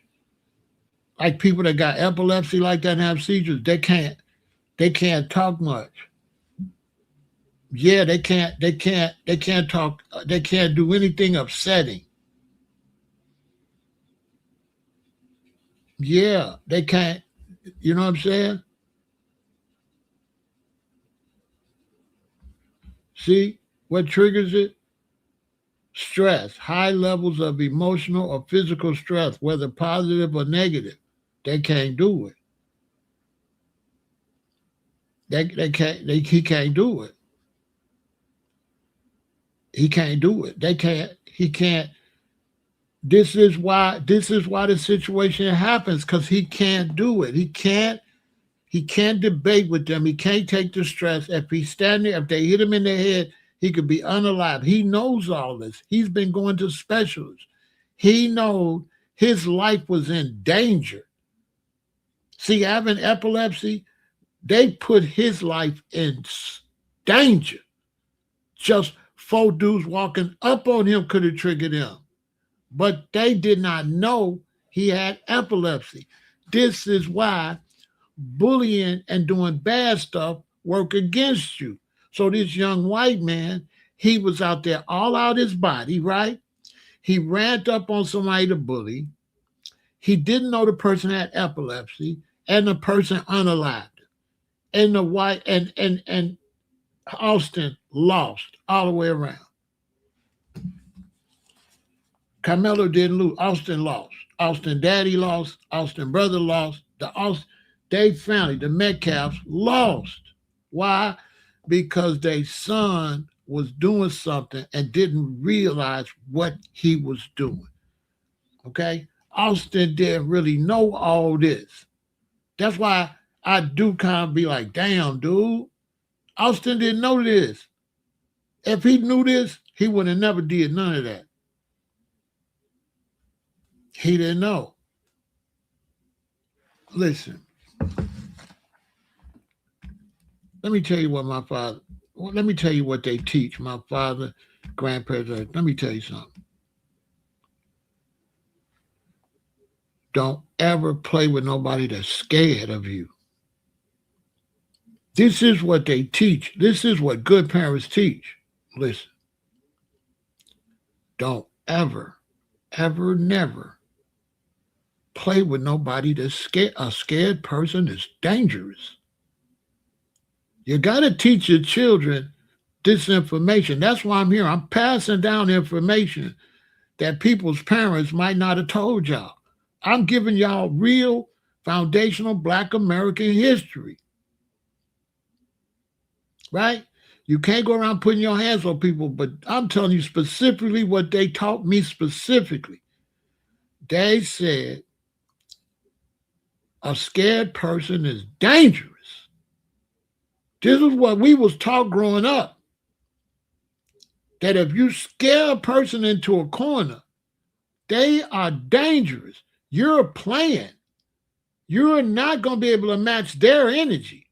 For you, it's kiki. For them, it's life or death. This is how I was raised. Because the old school daddies and granddaddies, they used to talk to you. Like this is something y'all got to keep doing. Like when I was growing up, the OGs, like your mama's brother or your mama's uncle or your daddy's uncle and them, right? They would tell you stuff like that. They'll be like, boy, let me tell you something. That boy's scared of you. You better leave him alone. He said, that boy's scared of you. That boy hurt you. You know that, right? Yeah, we was raised like that. Like, hey, man, bullies get hurt all the time. Listen, man, bullies get hurt in Chicago all the time. All the time. Bullies get hurt.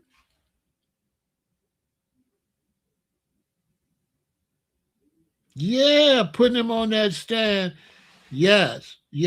Anybody with epilepsy and have seizures, not just him, they can't do that. They didn't know. They can't do that. They can't. If you got a child got epilepsy, they can't do trauma. They can't do drama and stuff like regular people. They can't do it. They have to avoid it at all things. So, right? Nobody know what you're talking about. If it ain't no we stop talking to us, bro. They ain't got nothing to do with nothing, bro. Make some sense, okay? Listen, all off subject, just typing anything. Oh, the birds fly in the crow's nest. Bro, stop talking weirdo stuff and bring something to the table about what we talk. Nobody want to hear that weird stuff. You know what I'm saying? So this is what I was taught. Like when somebody's afraid, they become very dangerous. I'll give you an example. When I was growing up, I was a skinny kid. Dudes were strong, could jump high. I ain't have muscles to jump and dunk and all that. My hands ain't big. My hands was little. So I wasn't no big old dude when I was growing up. So I was dangerous.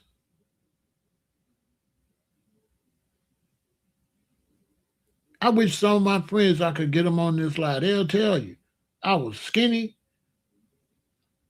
You probably could overpower me, or whatever. And I was the most dangerous one in the crew. I was dangerous. I was extremely dangerous. I ain't lying. I ain't trying to push no violence or nothing. I'm telling you.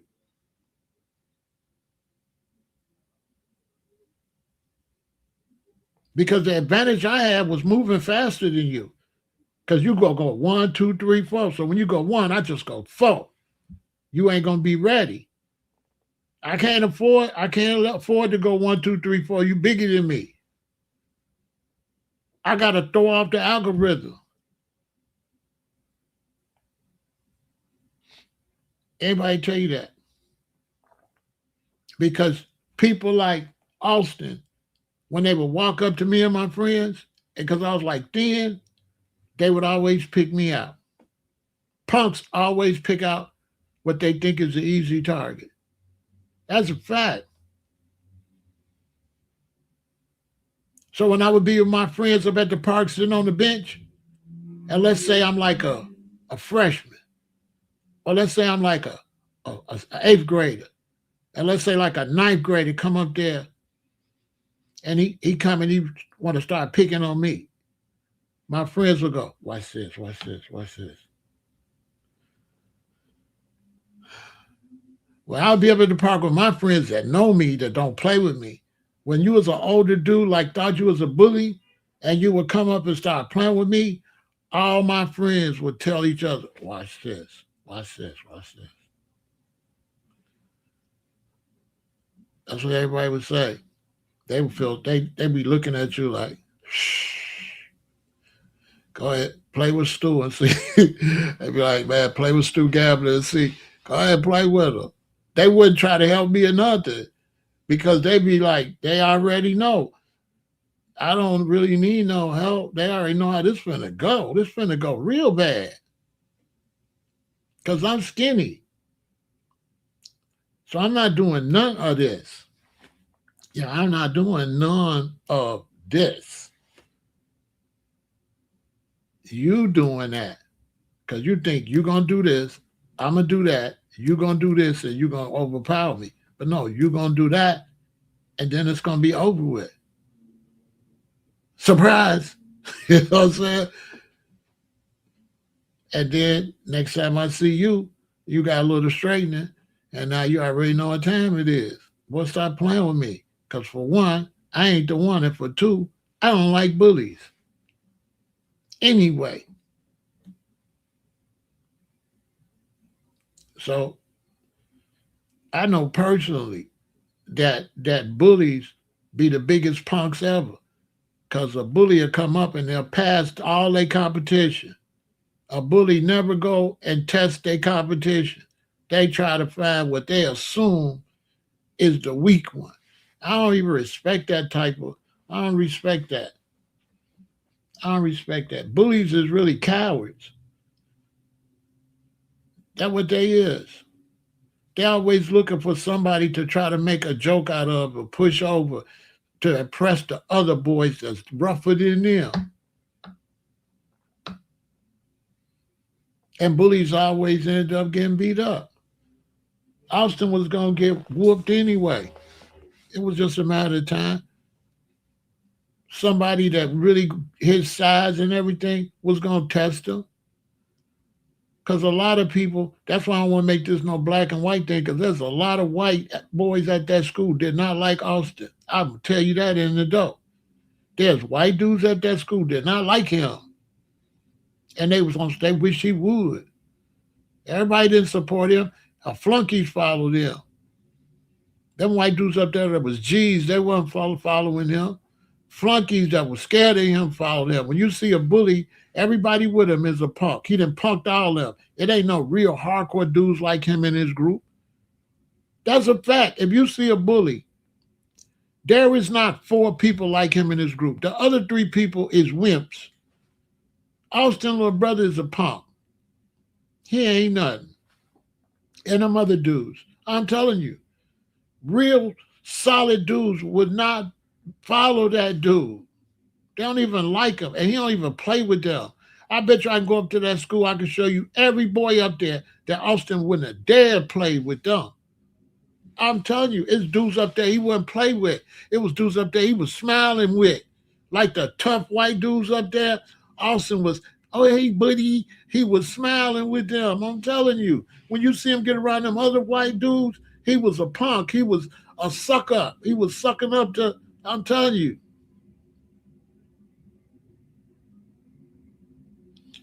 I'm telling you, he's a punk. No, because they be punks. They be punks, and then they bully the dudes that's in their crew. They bully them. So it's like, in order to stop getting bullied, if you can't beat them, join them. So all the people that follow the bully is scared of the bully. That's where he get his strength from. They scared. Austin and whooped his brother at home how many times? He been got his brother straight that he the dominant son. As a matter of fact, some people say he beat up his daddy. I don't know how true that is.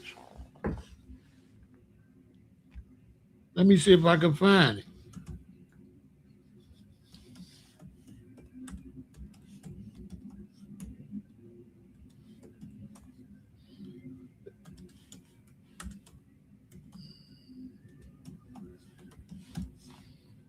Because people just be saying anything. No, I don't see that nowhere.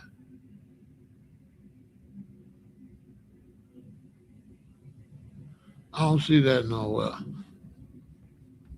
They be just saying anything on this internet. But I feel sorry for Austin too. My mind be on a whole nother thing. So I feel sorry for Austin too, because like he got like he got sent out. You know what I'm saying? I be thinking on a whole nother level.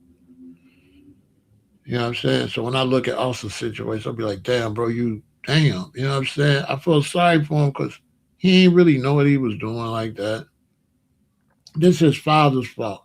His father didn't teach him how to stay in his place and how to be kind. His father probably thought it was cute that his son was a bully.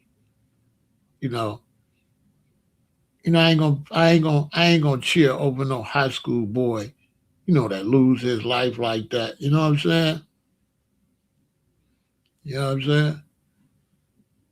So I feel sorry for Carmelo, but I feel sorry for Austin too. You know what I'm saying? If Austin was like a grown man, that's one thing. But a kid, you know what I'm saying? I don't know. I don't pay Charleston White no attention, Charleston, I don't really like Charleston, so I don't pay him no attention.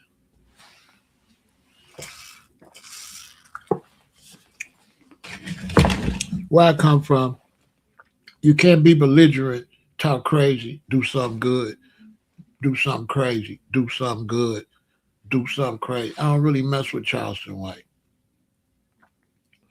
Charleston White be playing people, talk crazy, say some foul stuff, turn around, do something good. He be manipulating the public. You know what I'm saying? I don't really like dudes like that.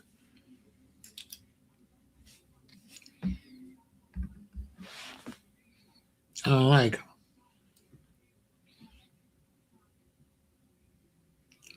I don't like him.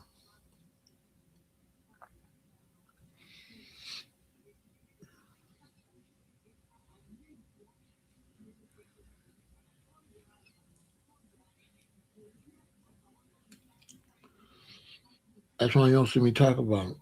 To me, he don't exist. I don't talk about that dude. You know what I'm saying?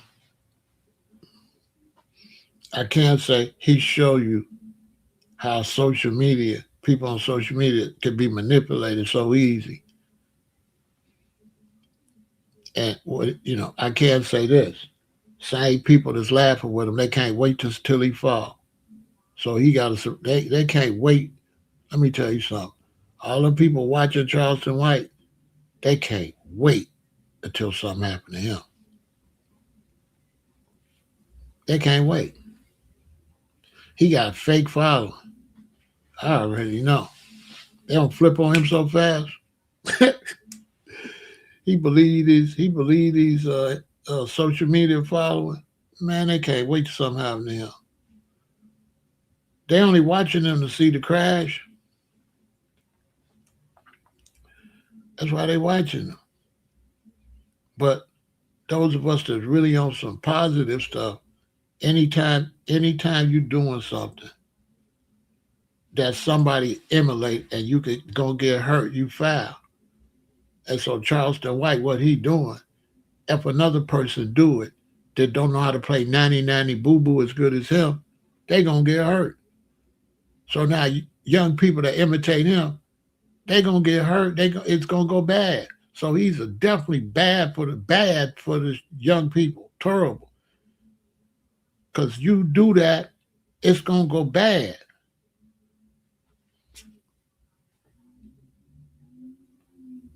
Who else? You know what I'm saying? So anytime you doing something, encouraging people to do something, you know what I'm saying?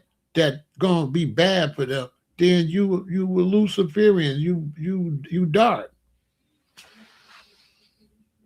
These these youth can't go out there and do that, man. You know what I'm saying? He just bad for the community. He doing stuff. He doing stuff that if somebody emulate, they gonna get hurt. Cause he gonna get hurt if he slip. He can't just be out like that, like he trying to make y'all think. He popping up doing little shows and popping the hell out of there. He antagonizing people and all that. I ain't really with that. You know what I'm saying? I don't really watch dude. When I see his stuff, I just keep scrolling. I don't look at nothing he say. My parents told me to avoid all type of negative energy like that. Like don't, you know what I'm saying? Don't.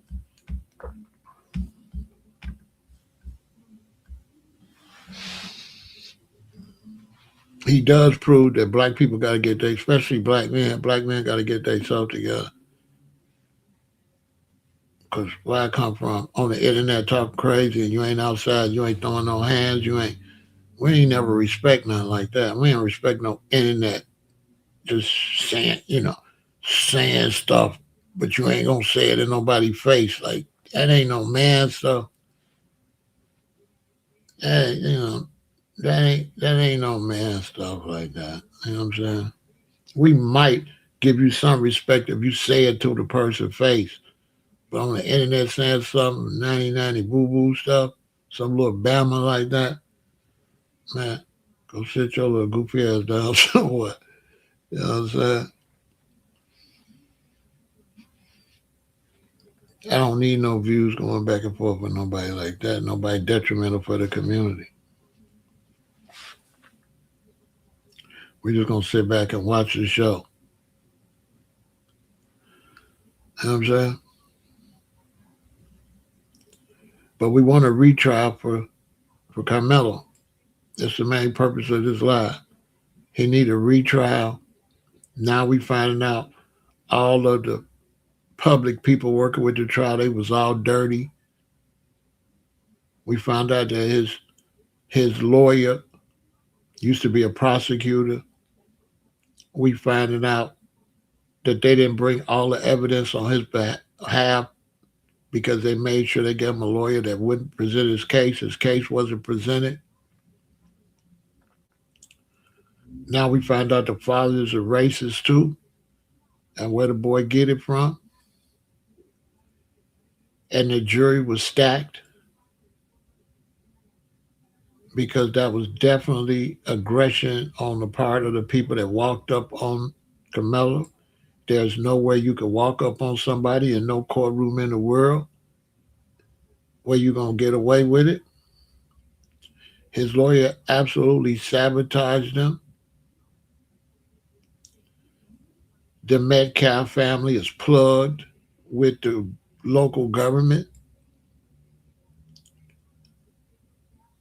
and that feeling of superiority is the reason they lost their son because their son thought he was somebody and they found up around and found out. The daddy put the son out there like that. You understand? The money was held up on a gun GoFundMe. That's a lawsuit. Sue GoFundMe because the family couldn't get their money out of GoFundMe. GoFundMe be playing a lot of games with people in their money.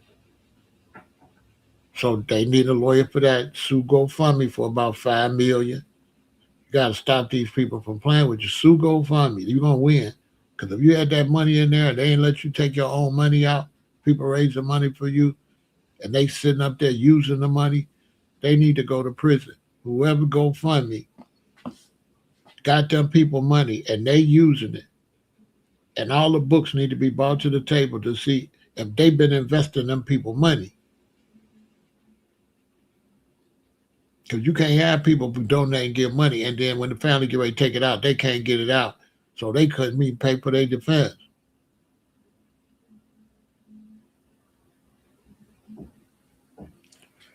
That wasn't no jury. That was basically old school lynch mob. That ain't no damn jury. That wasn't no jury. That was neighbors in that community that don't give a damn. That wasn't no real jury. Denied the three black women. Couldn't find no other blacks. If y'all couldn't find no other blacks, then the whole town racist anyway. Why y'all ain't got no black people there? Because black people know better than to move there. Let me tell you something. What is Big Pharaoh? We know about Texas, Georgia, Florida, Alabama, Mississippi, Indiana. We know about Colorado. We know. We know. America still got sundown towns. Ohio. We know. All we know. You understand? That's why a lot of us we stack up in cities like Chicago. We'd rather be in Chicago where there's some gang violence, which is a small portion compared to how many people here, and people think it's bigger than it is because it's a big old city. But we'd rather deal with our own problems than racism. I'd rather deal with the GDs and BDs and the gangs than racism. I don't even want my kids to be in no racist type situation. And all my children grown and they'll move out in the world and they'll F around and find out. That's on them. They gonna find out why daddy ain't going I lived in LA when LA was predominantly black and it was cool. I lived in Hawaii, I ain't like it. It was racist. The Samoans was racist. Some of those so-called Hawaiians wasn't. The pure Hawaiians was cool, but them mixed Hawaiians was racist. Them Portuguese was racist. Them Japanese was racist. Them Chinese was racist. Hawaii is racist. It is. I couldn't wait to get the hell out of there and get back to LA.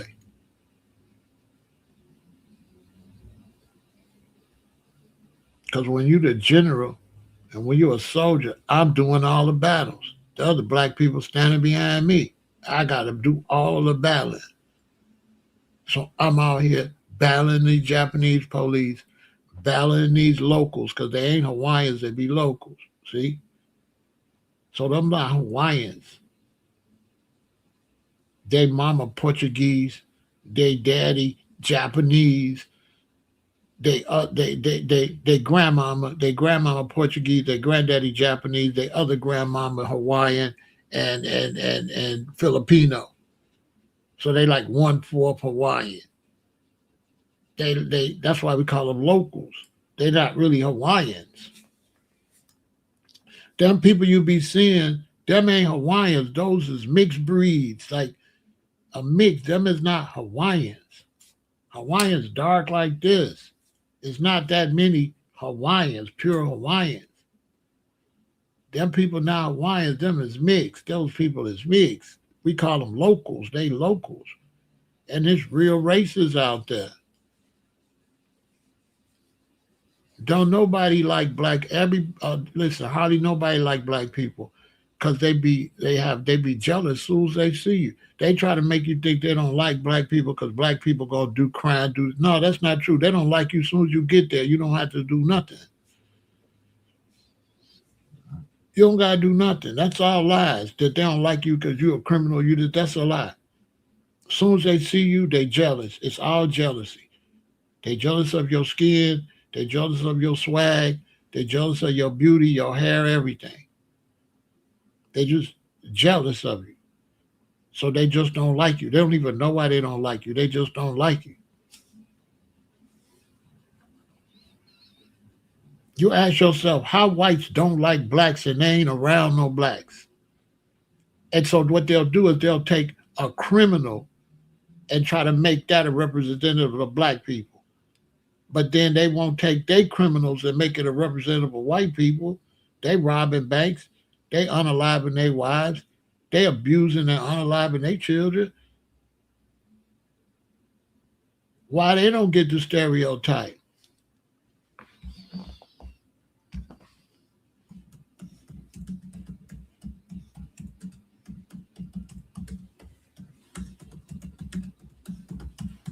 Huh?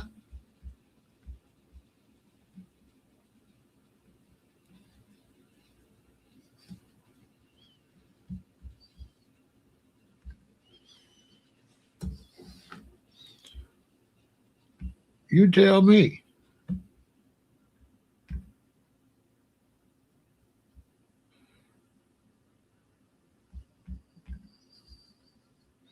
But and they try to put it on, they try to put it on, they try to put it on us. You know what I'm saying? They try to put it on us. I ain't into no reverse racism. I'm just telling how it is. I mean, look, Massachusetts mom, 3 children. She not black, but she won't be used as a stereotype. But now if she black, she'll be used as a stereotype. 3 babies gone.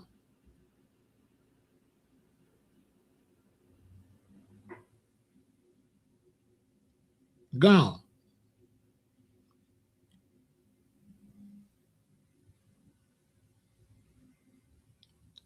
Cora was 5, Dawson was 3, and the 8 month old. So 8 month old, a 5-year old, and a 3-year old. She unalived. And I could. That's just the first thing came up.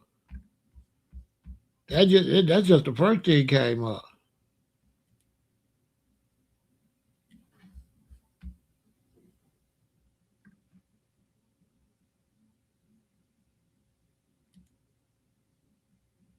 That's just the first thing came up. You know what I'm saying? And it wouldn't be fair for me. I don't think it's fair for me. That's not a representative of white people. Not to me. This don't represent white people just because a white person did it. So now this stereotype and make black people do the same wrong, crazy stuff on the other side. You know what I'm saying? These as individuals did that. They just happen to be white. Come on, man. You know what I'm saying? How I'm gonna take them cases and say that represent white people? No, two, three, four, five cases. It could be 100 cases. It's a millions of white people. You know what I'm saying? I'm just saying that song gets ridiculous. You know what I'm saying? It just is making everybody dumb. You know what I'm saying? We need to be trying to make everybody intelligent. These crimes is individual crimes. These crimes have nothing to do with race. These crimes got a lot to do with living conditions, individuals, how you was raised, and stuff like that. Other influences like that. It don't got nothing to do with you being black or Asian or white or Hispanic. That's all bull. Come on. That's crazy. How you not gonna have Hispanic crime in Mexico? You know what I'm saying? You in Mexico. You know what I'm saying? You gonna have Mexican crime. That don't mean Mexicans. Come on. If you go in the white areas, you're gonna have white crimes. I mean, what? Crime is crime. Everybody do crimes. But crimes is still a minority of everybody. In every group, the criminals is a minority.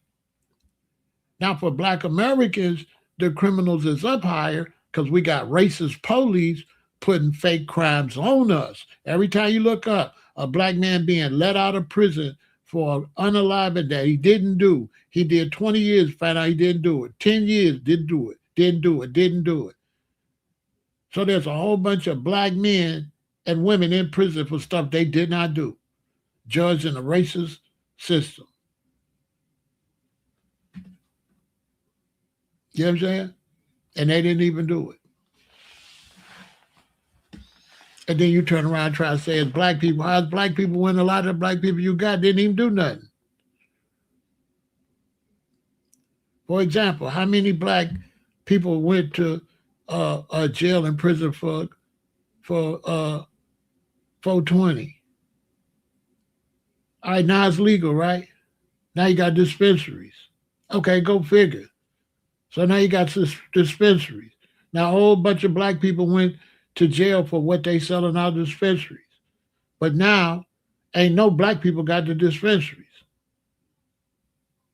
So we just go to jail for it when it's illegal. And when it's legal, then you take over the business side. And we never got compensated for all them criminal offenses we got for the 420. You never made that right. Because see, that's supposed to be black 420 reparations too.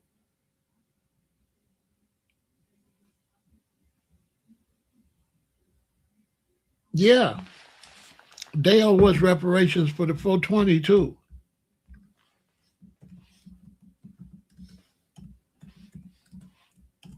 Yeah, they do. We was unfairly targeted for the 420. That's a fact. As a matter of fact, I had the number one 420 group in the world. Better than Cypress Hill, Cottonmouth Kings, and all of them. Man, they didn't want to give us nothing. They act like we didn't even exist. We had the first medical marijuana song ever made. Man, they act like they didn't see us. They discriminated against me heavy. I was supposed to be a multimillionaire for that. That's a fact.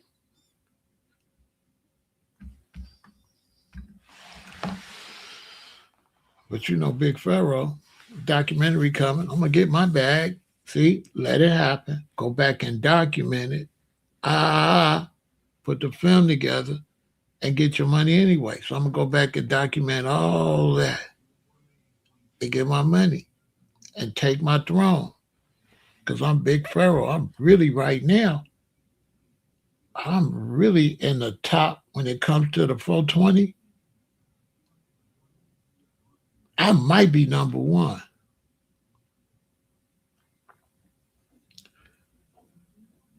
now that my brother Jack Herr is gone, Eddie Lepp is gone. You still got Steve. You still got the dude from High Tech. Steve Bloom is here. Steve might be a little bit over me, but I'm definitely top five. I'm definitely top five. Probably top three, considering NJ. Yeah, he up there, but he ain't bigger than me. I was doing it bigger than him, but he up there, but he ain't on my level. But he up there though. He up there. He up there. I ain't gonna take he up there. He I would say we would be comrades. Let me be fair. We would be comrades. I'm gonna be fair. You know what I'm saying? But not really because well, nah, because I was the boss. You know what I'm saying? I was promoting him. On so I don't see he on my level. But yeah, that's my man. I'll put him up there. He won though. I got to give him one. He been here, so yeah, I got to give him. I got to give him. I can't take that from him like that. But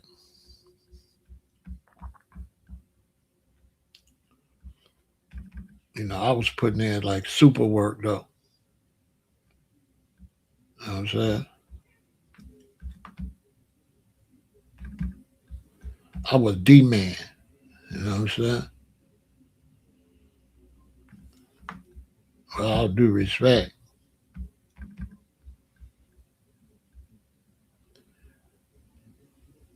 I gotta, I gotta, I gotta get his picture. I don't got his picture up. I'm glad you said something. I gotta.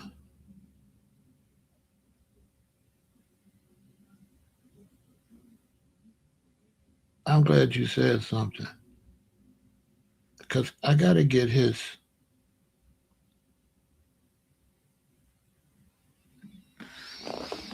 I gotta get his picture up. I'm glad you said something.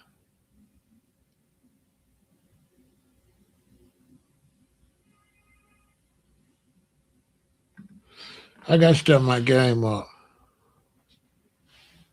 I gotta get his picture up. I'm glad you said something. I gotta get my brother's picture up there because that is my man. You know what I'm saying? That is my man. I gotta get his picture up. Oh, yeah, that's my man.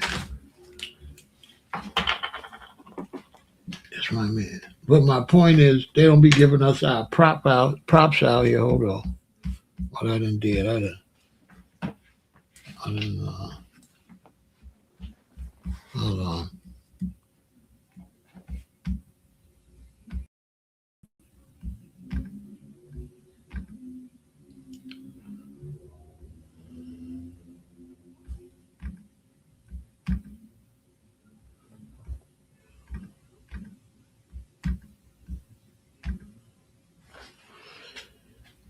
Hold on. Let me make sure my camera's plugged up. Give me a minute. There we go. Yeah, I gotta give him his props. That's my man, though.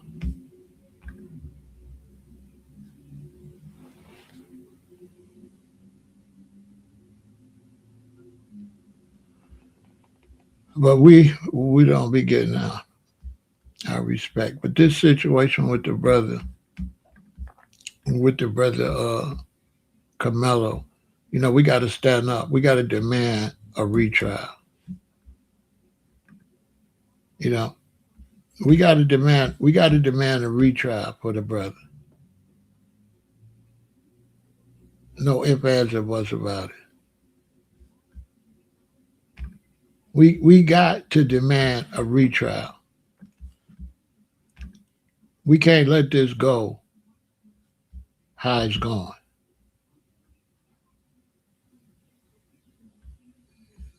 We got to demand a retrial because the way they doing this is not fair. It's totally unfair the way they doing it.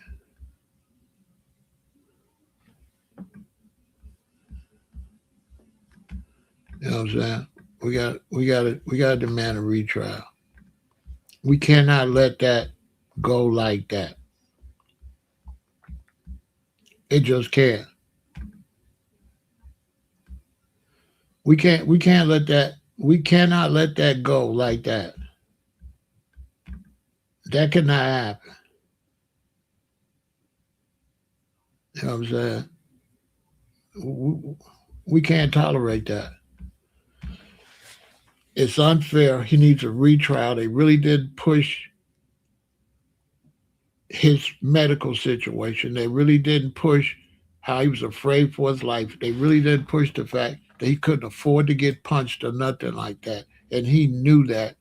And they really didn't let everybody know uh, that this was what they tried to say was a weapon. Nobody knows that this is what they trying to say. He bought a weapon. And anybody knows if you got this, you do not have this for a weapon. This is a multi-purpose tool that none of us carry this for no weapon. This is carried for a tool. Nobody is taking this for a fight or nothing like that. Not that I know of.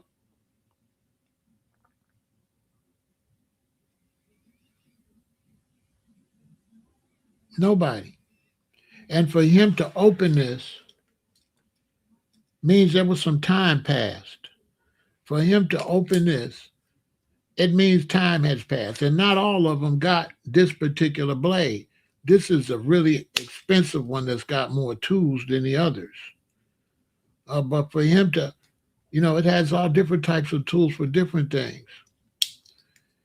So for them to try to pretend that he bought this for a situation that he didn't know was going to happen and that he didn't even know these boys, and these boys feel like four of them got to tell him to leave when the leader not even supposed to be there. The parents should sue, but the parents should stop doing interviews. The parents should stop doing interviews because anything they say can be held against them in a lawsuit. They need a good lawyer. They need to contact Crump. And I kept telling people like they need to contact this person. No, they need to contact Crump. They need to contact Attorney Crump.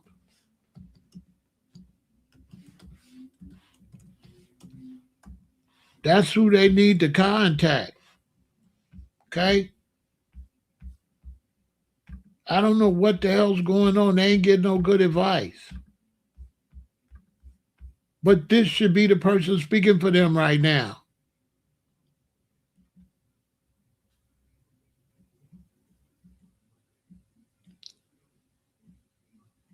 This who should be speaking for them.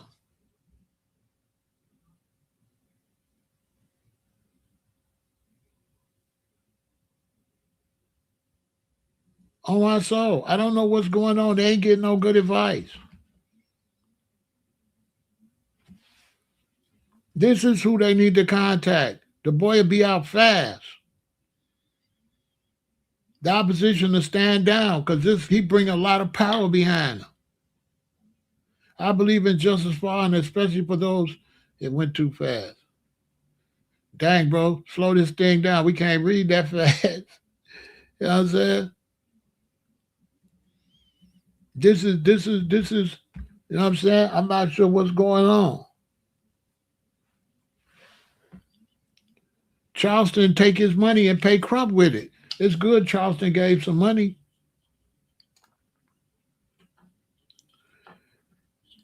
I wouldn't say that. If Charleston, listen, I don't like Charleston White. But if Charleston White put up money for the family, then I salute him for that. I'm the type of person I keep everything separate, right? So I don't like Charleston White. But if Charleston White gonna donate money to the family, then that's cool. I'm not a person that lump everything together. Salute to Charleston White if he donate and money to the family. All I'm saying is the family should take the money and pay Crump to get some good defense. You know what I'm saying? That's all I'm saying. Take the money and pay dude, or at least have him get you a lawyer. But definitely get him to talk. Say, man, $5,000 for you to get out and make a statement. His statement holds power. Dude be winning big, big, big, big racial cases, big ones.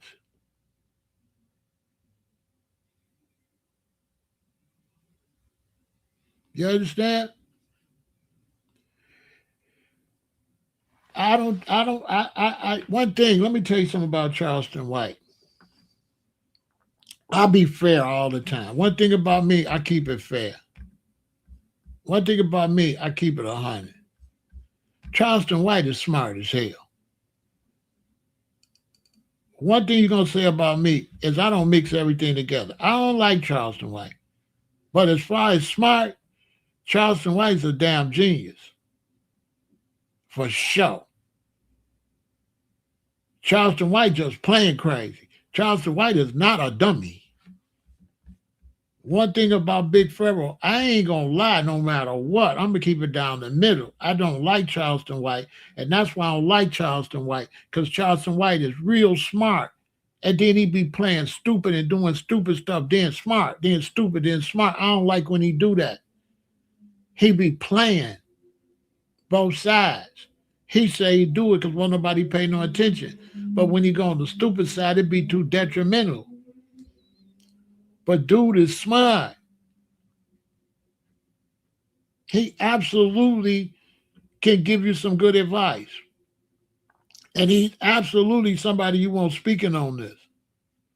Because he got a lot of voice, you know what I'm saying? Charleston White is smart. Listen, Charleston White is smart. I'll tell you another benefit with Charleston White. He was a big benefit because Charleston White from Texas. And that's important. He down there. So Charleston White can galvanize the black Texans. So he definitely somebody, I support him speaking on it. I just don't like him playing back and forth. He play too much. That's why I don't buy into the foolishness. But as an older person, I do keep the door open for him to change. See, Charleston White could change because I watched him change already. The original Charleston White wasn't doing none of this.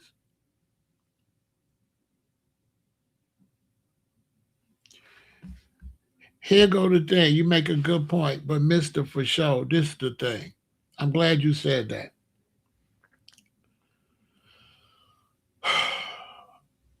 When you're a regular citizen, right, and some type of criminal case happen, you be in the dark, right? Like seriously. Like you'll be surprised how much you don't know about the criminal system or getting a lawyer. You be in the dark.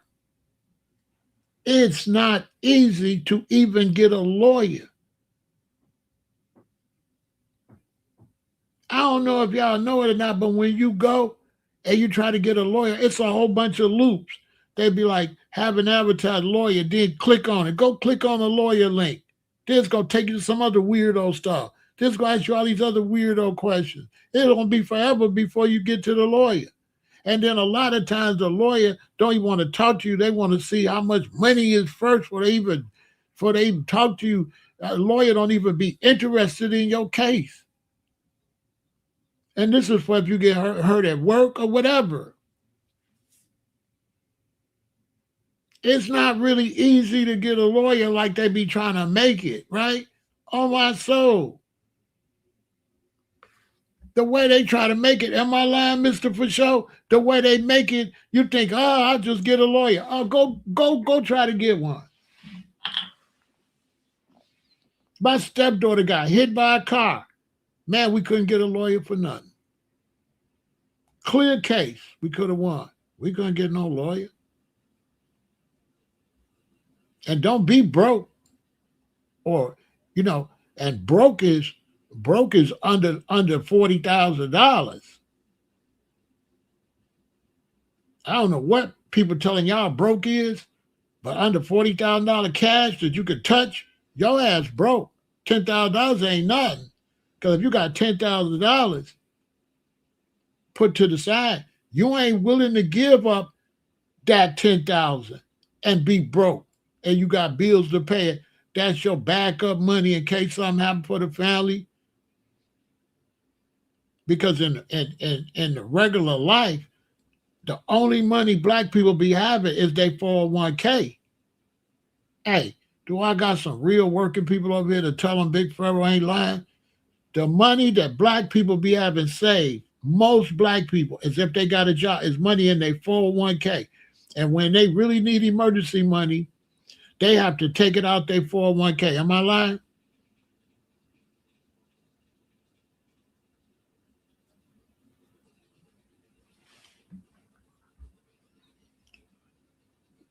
The money that they be getting, they have to take it out their 401k. And then how long it take to put it back in there? How long it take when you go on your 401k?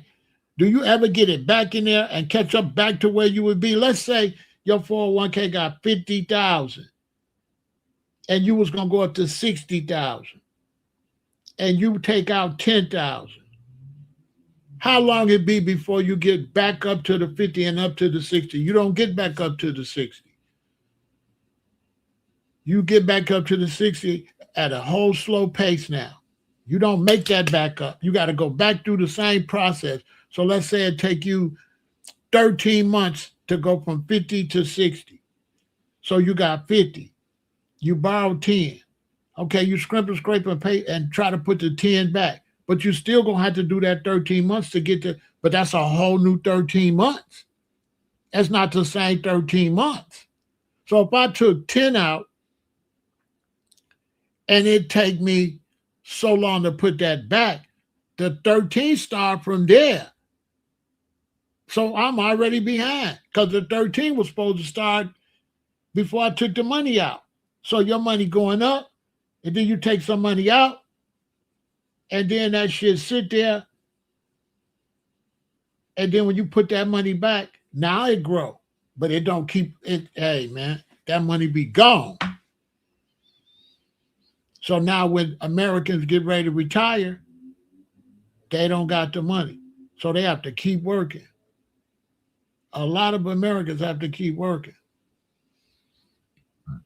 Facts. Saving money. They be lying about saving money. Some get lucky and buy stocks and hit. Sometimes they get some stocks and they do all right. But right now you get some stocks. When they go up, you better cash out because it'll fall. You'll go back and you'll see it all the way down back in the red. It was way up there in the green. Y'all got stock. Y'all stock go way up there.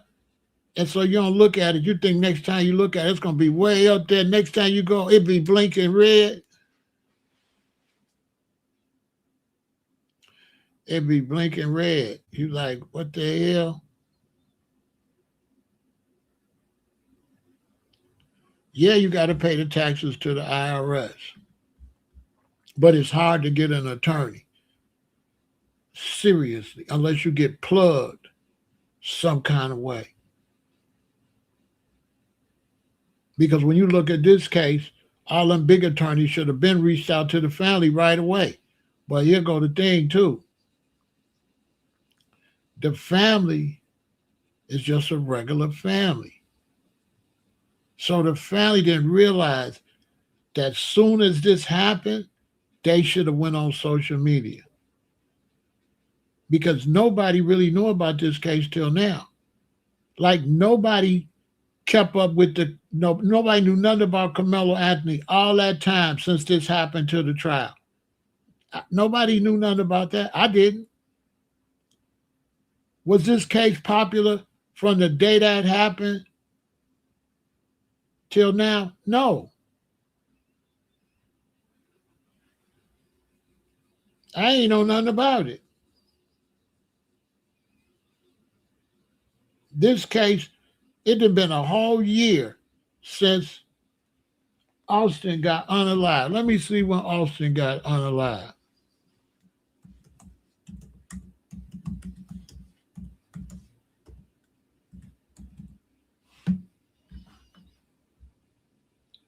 April 2025. So a year, over a year. I ain't know nothing about it.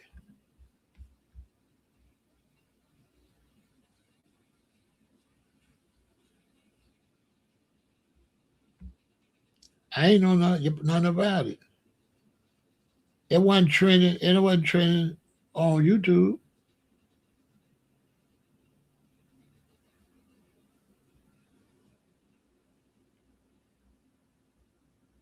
The only people probably knew about is people down south.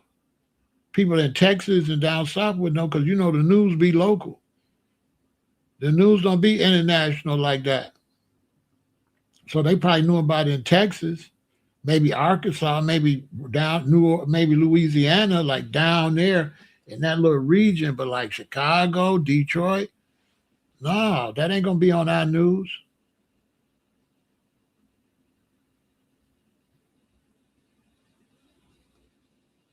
The United States American news been hijacked by politics. All they talk about Trump, Trump, Trump, Biden, Trump, Trump, Democrats. That's all they talk about. They block the news. Tell me I'm lying. They block the news with that. All the other stories we can know about right now, they talking about Iran, Israel, and Palestine and Israel. The whole news is blocked with that. If you ain't interested, that's it. That's the only news you're gonna get. The news is whack. I ain't gonna lie. The news is whack. That's why I started the news. I have to go and tell y'all what's going on because they ain't gonna tell you nothing. I got the news, and you don't see me talk about nothing going on over there with Iran and the United States. You know why? Because there ain't really nothing going on.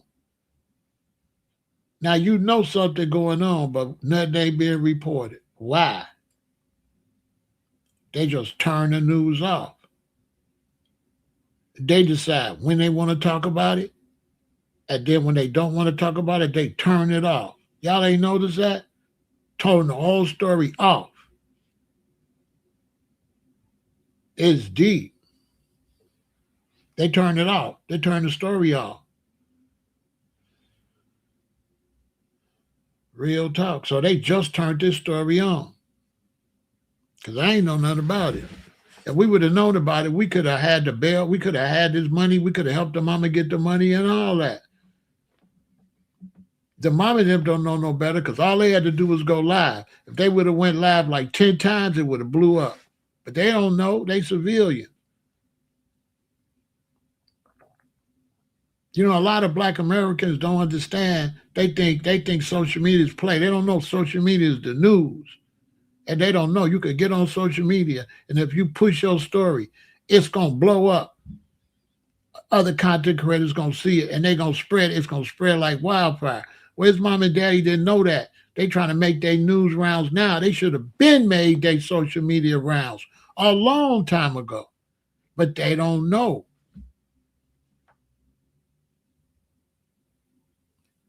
Yeah, Rothschild, they shut that down. I remember they talked about it a little bit when it happened, then it disappeared. Am I lying?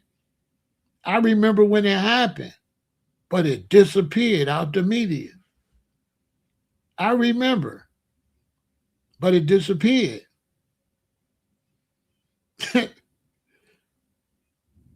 It disappeared. They be manipulating. They be manipulating. You know what I'm saying? And that's why, like, look, it's only 120 people over there. You know why? Because these social media, they doing monkey see, monkey do. So if you don't do monkey see, monkey do, and you don't jump on the story they want to jump on, the popular, if you ain't no copycat content creator, you don't get no views. So if they talking about Diddy, if you want to get views, you got to talk about Diddy, no matter what else is going on. In fact, this is how social media is working. And everybody want to hear that same story. This is popular because more people talking about it. But other than that, this wouldn't be popular either. If other content creators wasn't covering it, this would be zero. Because everybody covered the same stuff like a gossip column. Right now, the big story is probably the New York Knicks. I don't know, but I would imagine. Who won the game? Did the Knicks win? Let me see.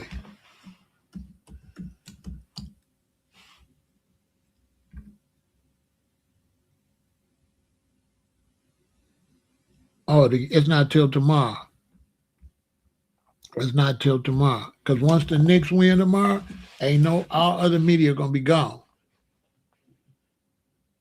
And they're gonna have the robots and everybody Knicks, and that's gonna be everywhere, everywhere. And anything else is not gonna get no views.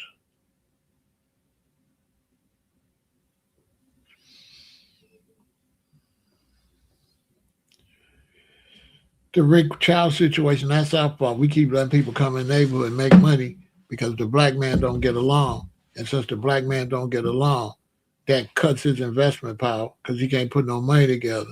So the black man letting other people come and run business in this community, letting other men sell his children and his women products. Other men would never let you sell that stuff to their wives and their mamas and aunties and stuff. But the black man, he ain't got no problem with another man selling his women stuff.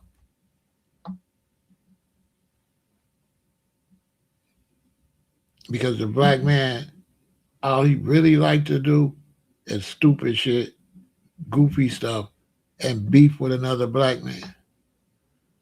A black man come over here and argue with me all day, ain't gonna say nothing to nobody else. Ain't gonna say nothing to the people in his neighborhood, abuse his neighborhood or nothing. He act like he don't see him. He gonna go outside and pick on another brother.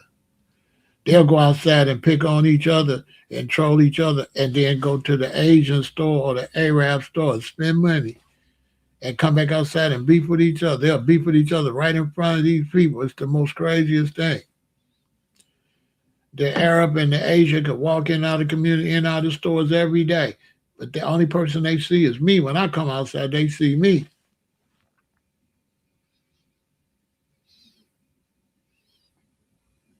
It's crazy.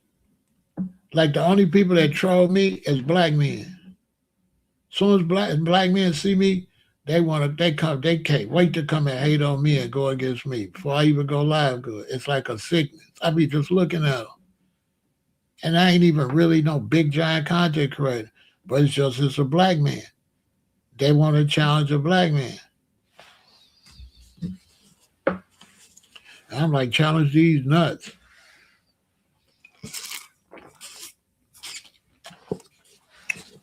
You ain't even built like that. But that's what happened. I got to do it all the time. All the time I got to deal with brothers. They want to compete with me when there ain't no competition. It get to a point you should know you ain't no competition. If you ain't got the right age on you, you ain't no competition. Come on. I'm not no I'm 68. I ain't no competition for no 78-year-old dude. Period. I can't compete with him. He know too much stuff before I was even outside. He didn't gather too much information. That's just a fact. At that point, he got information I need to get. I might know some things he don't know, but for sure he know things I don't know. Ain't no maybe. I'm born in 1958. I don't even know nothing until you get to the 70s. They just be trolls. They be losers. But I'm built for losers. That's what I do. So I'm built for losers because I'm not I'm not internet dude. I was doing this on the bus. So I was doing this on the bus in Compton, in LA, in Chicago, on the streets, on the beaches. I was doing face to face confrontation when I was teaching black people. I was issuing serious violations if you interrupt me when I'm talking to people. We used to get on the bus four deep, five deep, period. And we feel like if we try to talk positive to the people and you interrupt, we looked at you as a traitor, as a rat. And we looked at you as weak. We knew you was weak because anytime you following another brother's lead, you was a kitty cat. No real soldier gonna respect you when you following them, when you are afterthought. So when you ain't pushing no line on your own, and then you wait till I push a line and try to push a line on me, I already know you a kitty cat. How I'm gonna respect you when you ain't pushing your own line, and you try to wait for me to push a line and push a opposing line. Right then, you soft.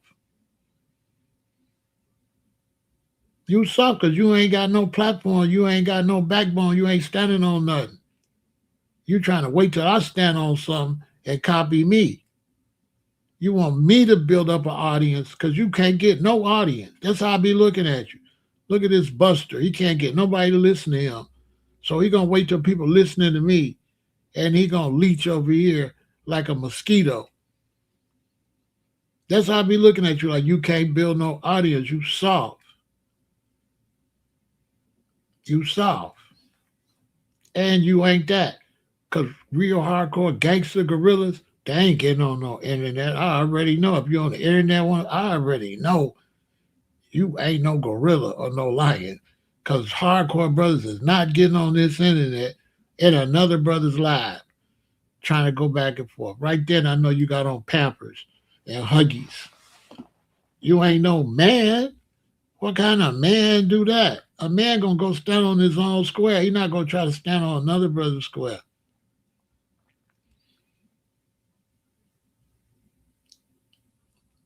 So as soon as I see you want to come over and argue with me, I already know. When you get up here, you're gonna be like meow, meow. I already know. That's why I'm gonna talk to you. Okay, block. Okay, the losers is over there in the block section. Boy, I ain't got no time.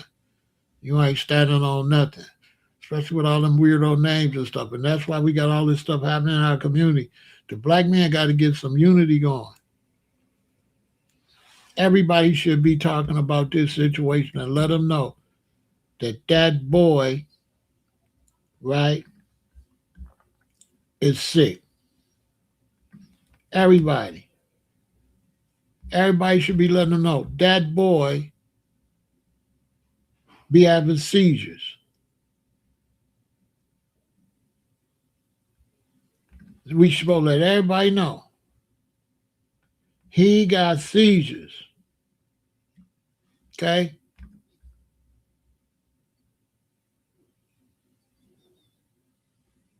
He be having seizures. Everybody, we should be letting everybody know that. Yeah.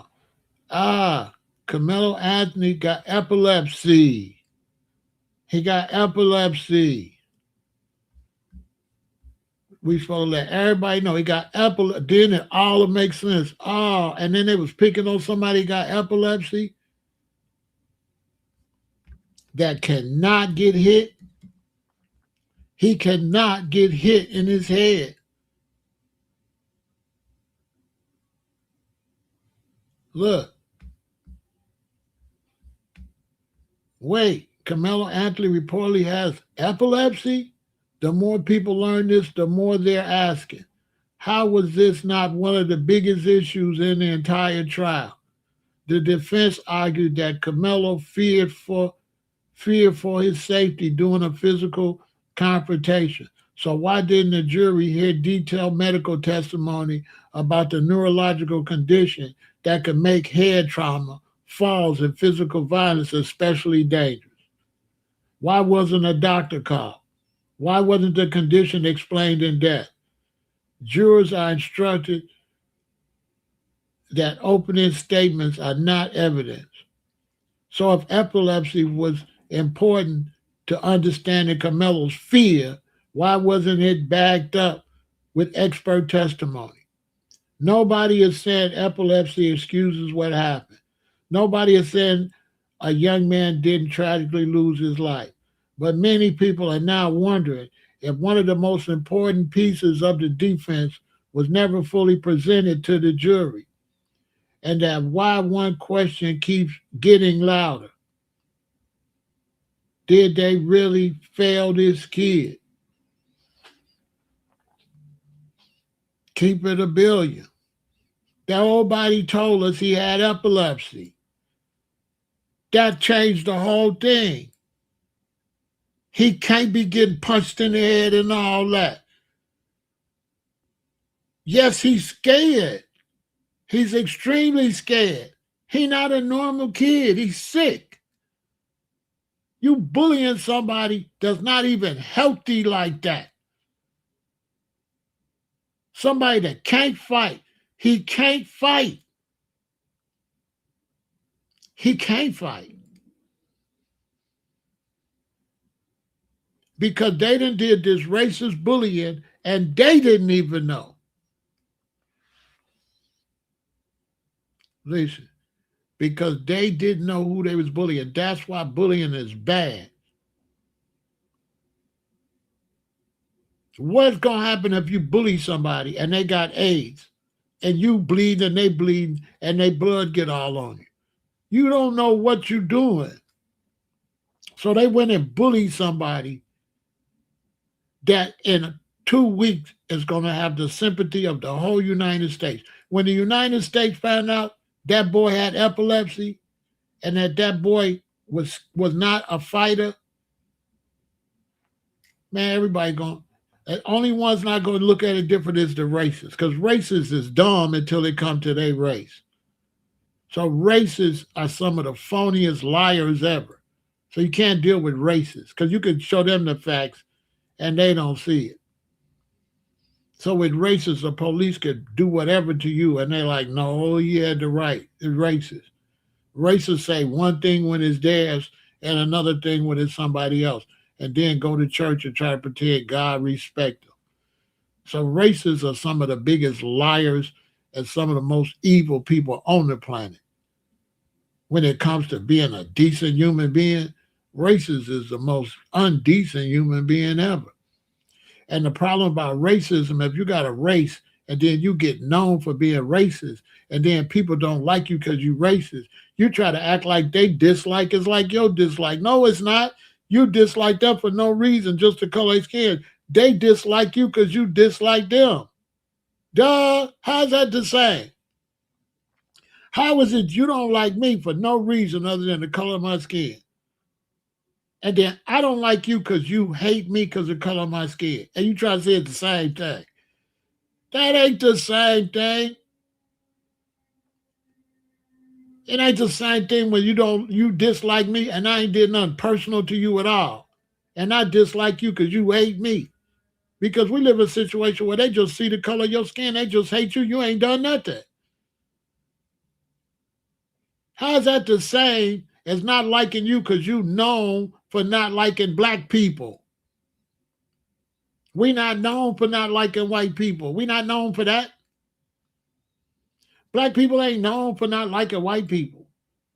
A lot of white people, y'all name an equal to the Ku Klux Klan and the Nazi. Name a black equal. There is none.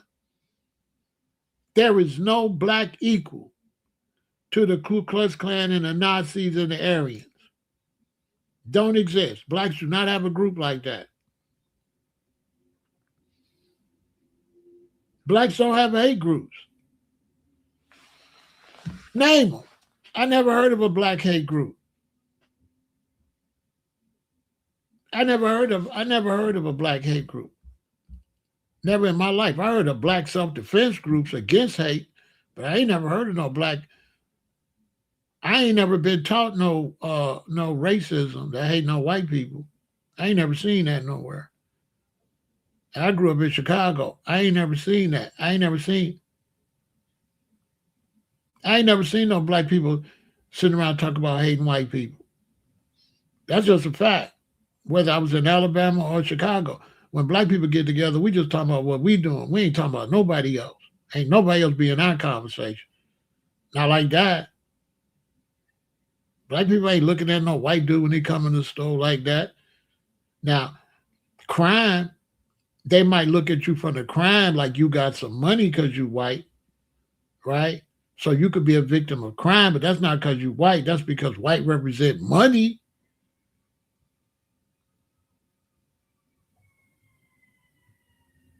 That happens, but that's economics. That ain't. You know what I'm saying? Because you ain't gonna see if a white dude that's a wino or a drunk come in the store, ain't nobody gonna bother him because he ain't got no money. But if they just hated white, they'll bother him too. But let a black drunk or something go, he in danger if he go in the racist area. They wouldn't give a damn if he got none or not. He black. These are all facts. Tell me I'm lying. You let a black bum go in the racist area, he'll get hurt. You let a white bum come in the black area, ain't nobody gonna bother him like that. Uh-uh. They ain't gonna bother the dude like that. They ain't gonna hate him because he white. He ain't got no money, so they don't want to rob him. They ain't gonna do nothing to do. They ain't gonna just run up and just do nothing to do for nothing. Hell no.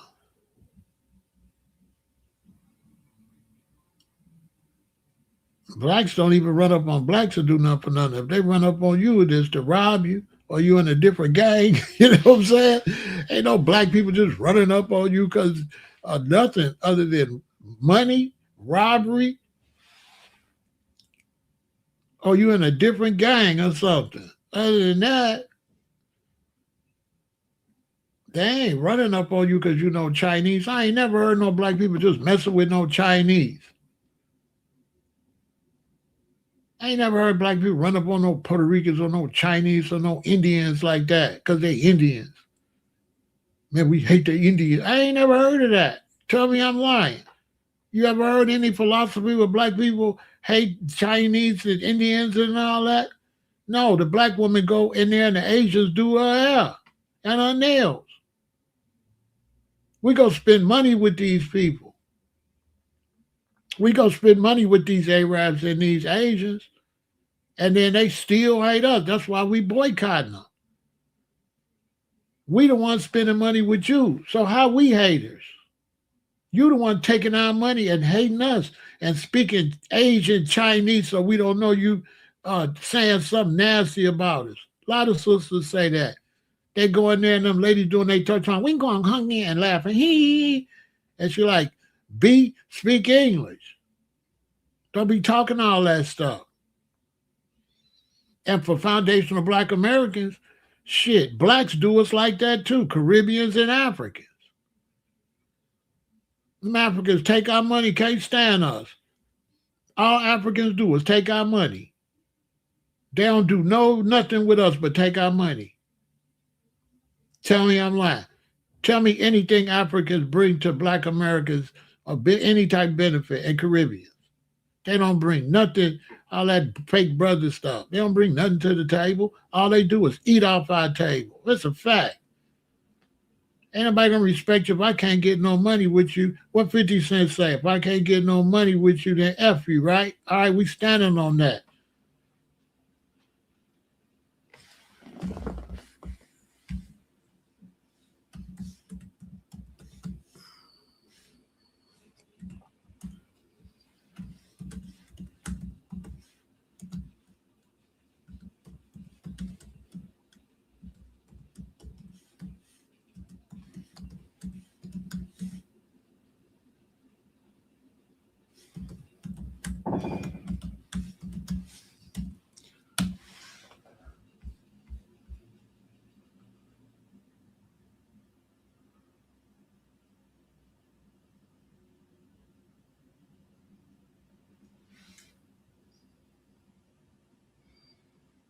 Hold on.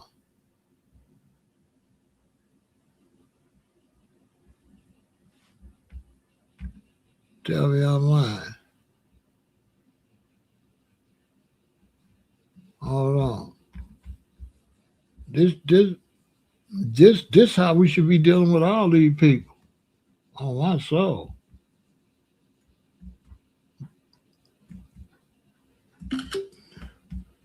I'm gonna tell you how we need to be dealing with these people. But it's a shame what happened to the young brother. I ain't gonna keep going on about this. I just wanted to bring y'all that information. He got epilepsy. You know what I'm saying? Spread that to everybody. He got epilepsy. They hid that. You know what I'm saying? They hid that, man. That's messed up. You know what I'm saying? And shout out to Ticket TV. Ticket TV put me up on this.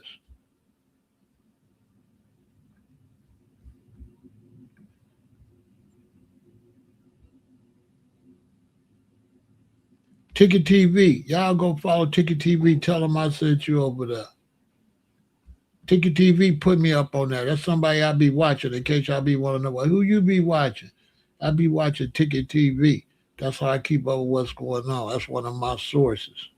You know what I'm saying?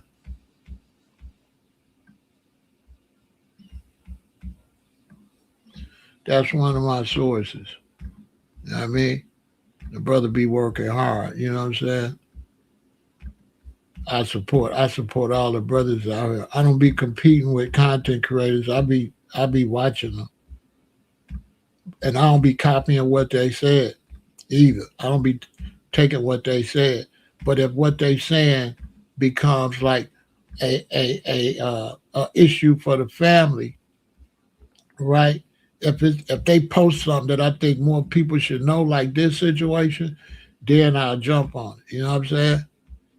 So I'm jumping on this because I feel like I can't leave Ticket TV out there promoting this by itself. You know what I'm saying? So it's like I'm trying to help spread that message that he spread. You know what I'm saying? Because that really, let me tell you something. To find out that boy had epilepsy, that kind of, I said, are you kidding me? Why we ain't know that, y'all? Why we ain't know that?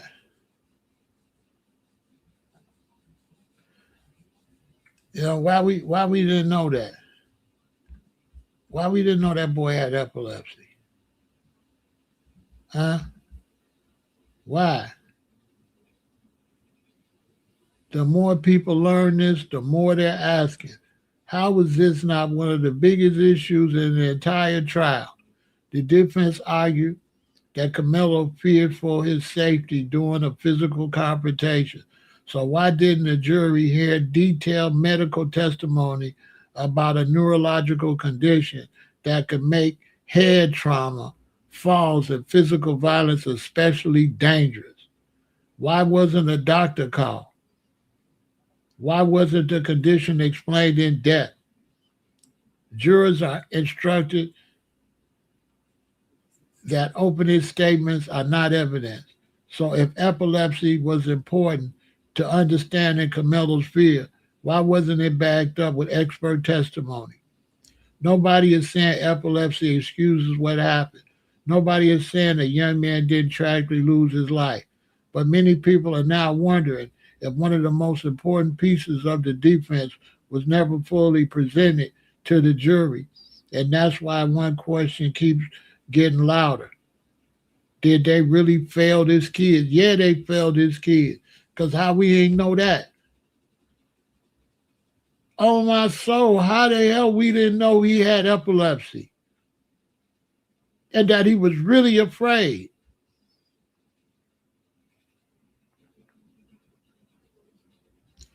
Yeah, they jumped short. Yeah. They went and picked on somebody that was weak. You understand? Because you know he was kind of timid and weak. He wasn't feeling good. And then he black too. You're going to go tell him, get out our tent, which is a violation because only adults could say that. That's a violation. Don't no child got the right to give no orders on the presence of no school. These is all facts. I've been talking to my people and they like, damn, Farrell, you should have been a lawyer. If I would have been a lawyer, I would have ate that up. And I ain't even been to law school. I could have got up there. I would have destroyed that whole case. On my soul. I would have destroyed all that. I would have shut that whole thing down.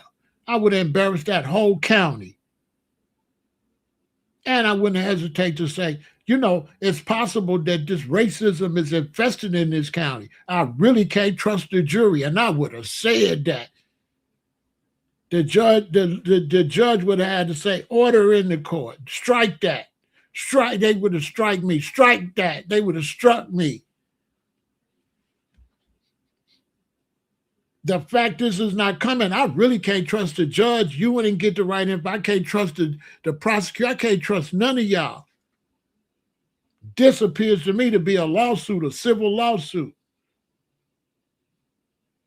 They need to sue that whole county, and we need a retrial. On my soul, we need a retrial. And they need to let Shorty out of wherever he's at. Let him out. Take him home on bond. He ain't running. He got epilepsy. And retry him with all the evidence. That's what I say. And I say, black people, stop moving in areas where you don't got no representation. Anyway, stop taking your babies and dropping them off at schools where they surrounded by nobody that's from their race. They ain't got no backup. And you taking your ass to work and leaving them up there in the belly of the beast. Yeah, his mom and daddy bogus. What y'all thought? Y'all moved and took y'all son somewhere he ain't got no damn allies. Y'all thought it was gonna be good. What's up with black people thinking, not really realizing what's going on?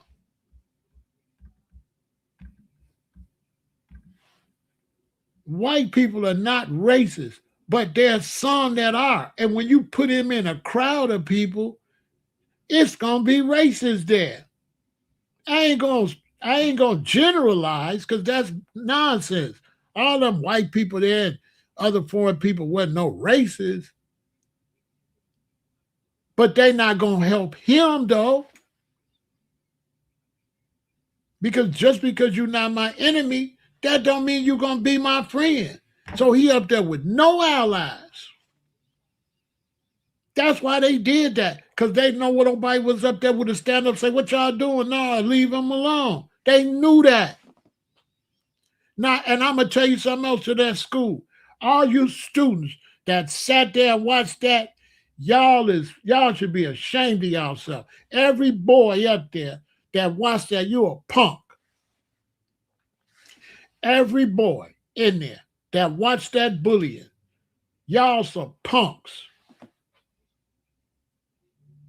Ain't got no backbone. And let it be known that them boys at that school ain't got no backbone. Them boys at that school, y'all soft. Because if y'all wasn't soft, if that student body of boys wasn't soft, them bullies would be running around there doing whatever. It's a school full of kitty cats. That's what I say. I say all the boys at that school is soft like toilet paper. Because if you had some really strong dudes up there, they would have known they couldn't do that. They knew they could do that because they know y'all was soft and y'all wouldn't step to the bullies.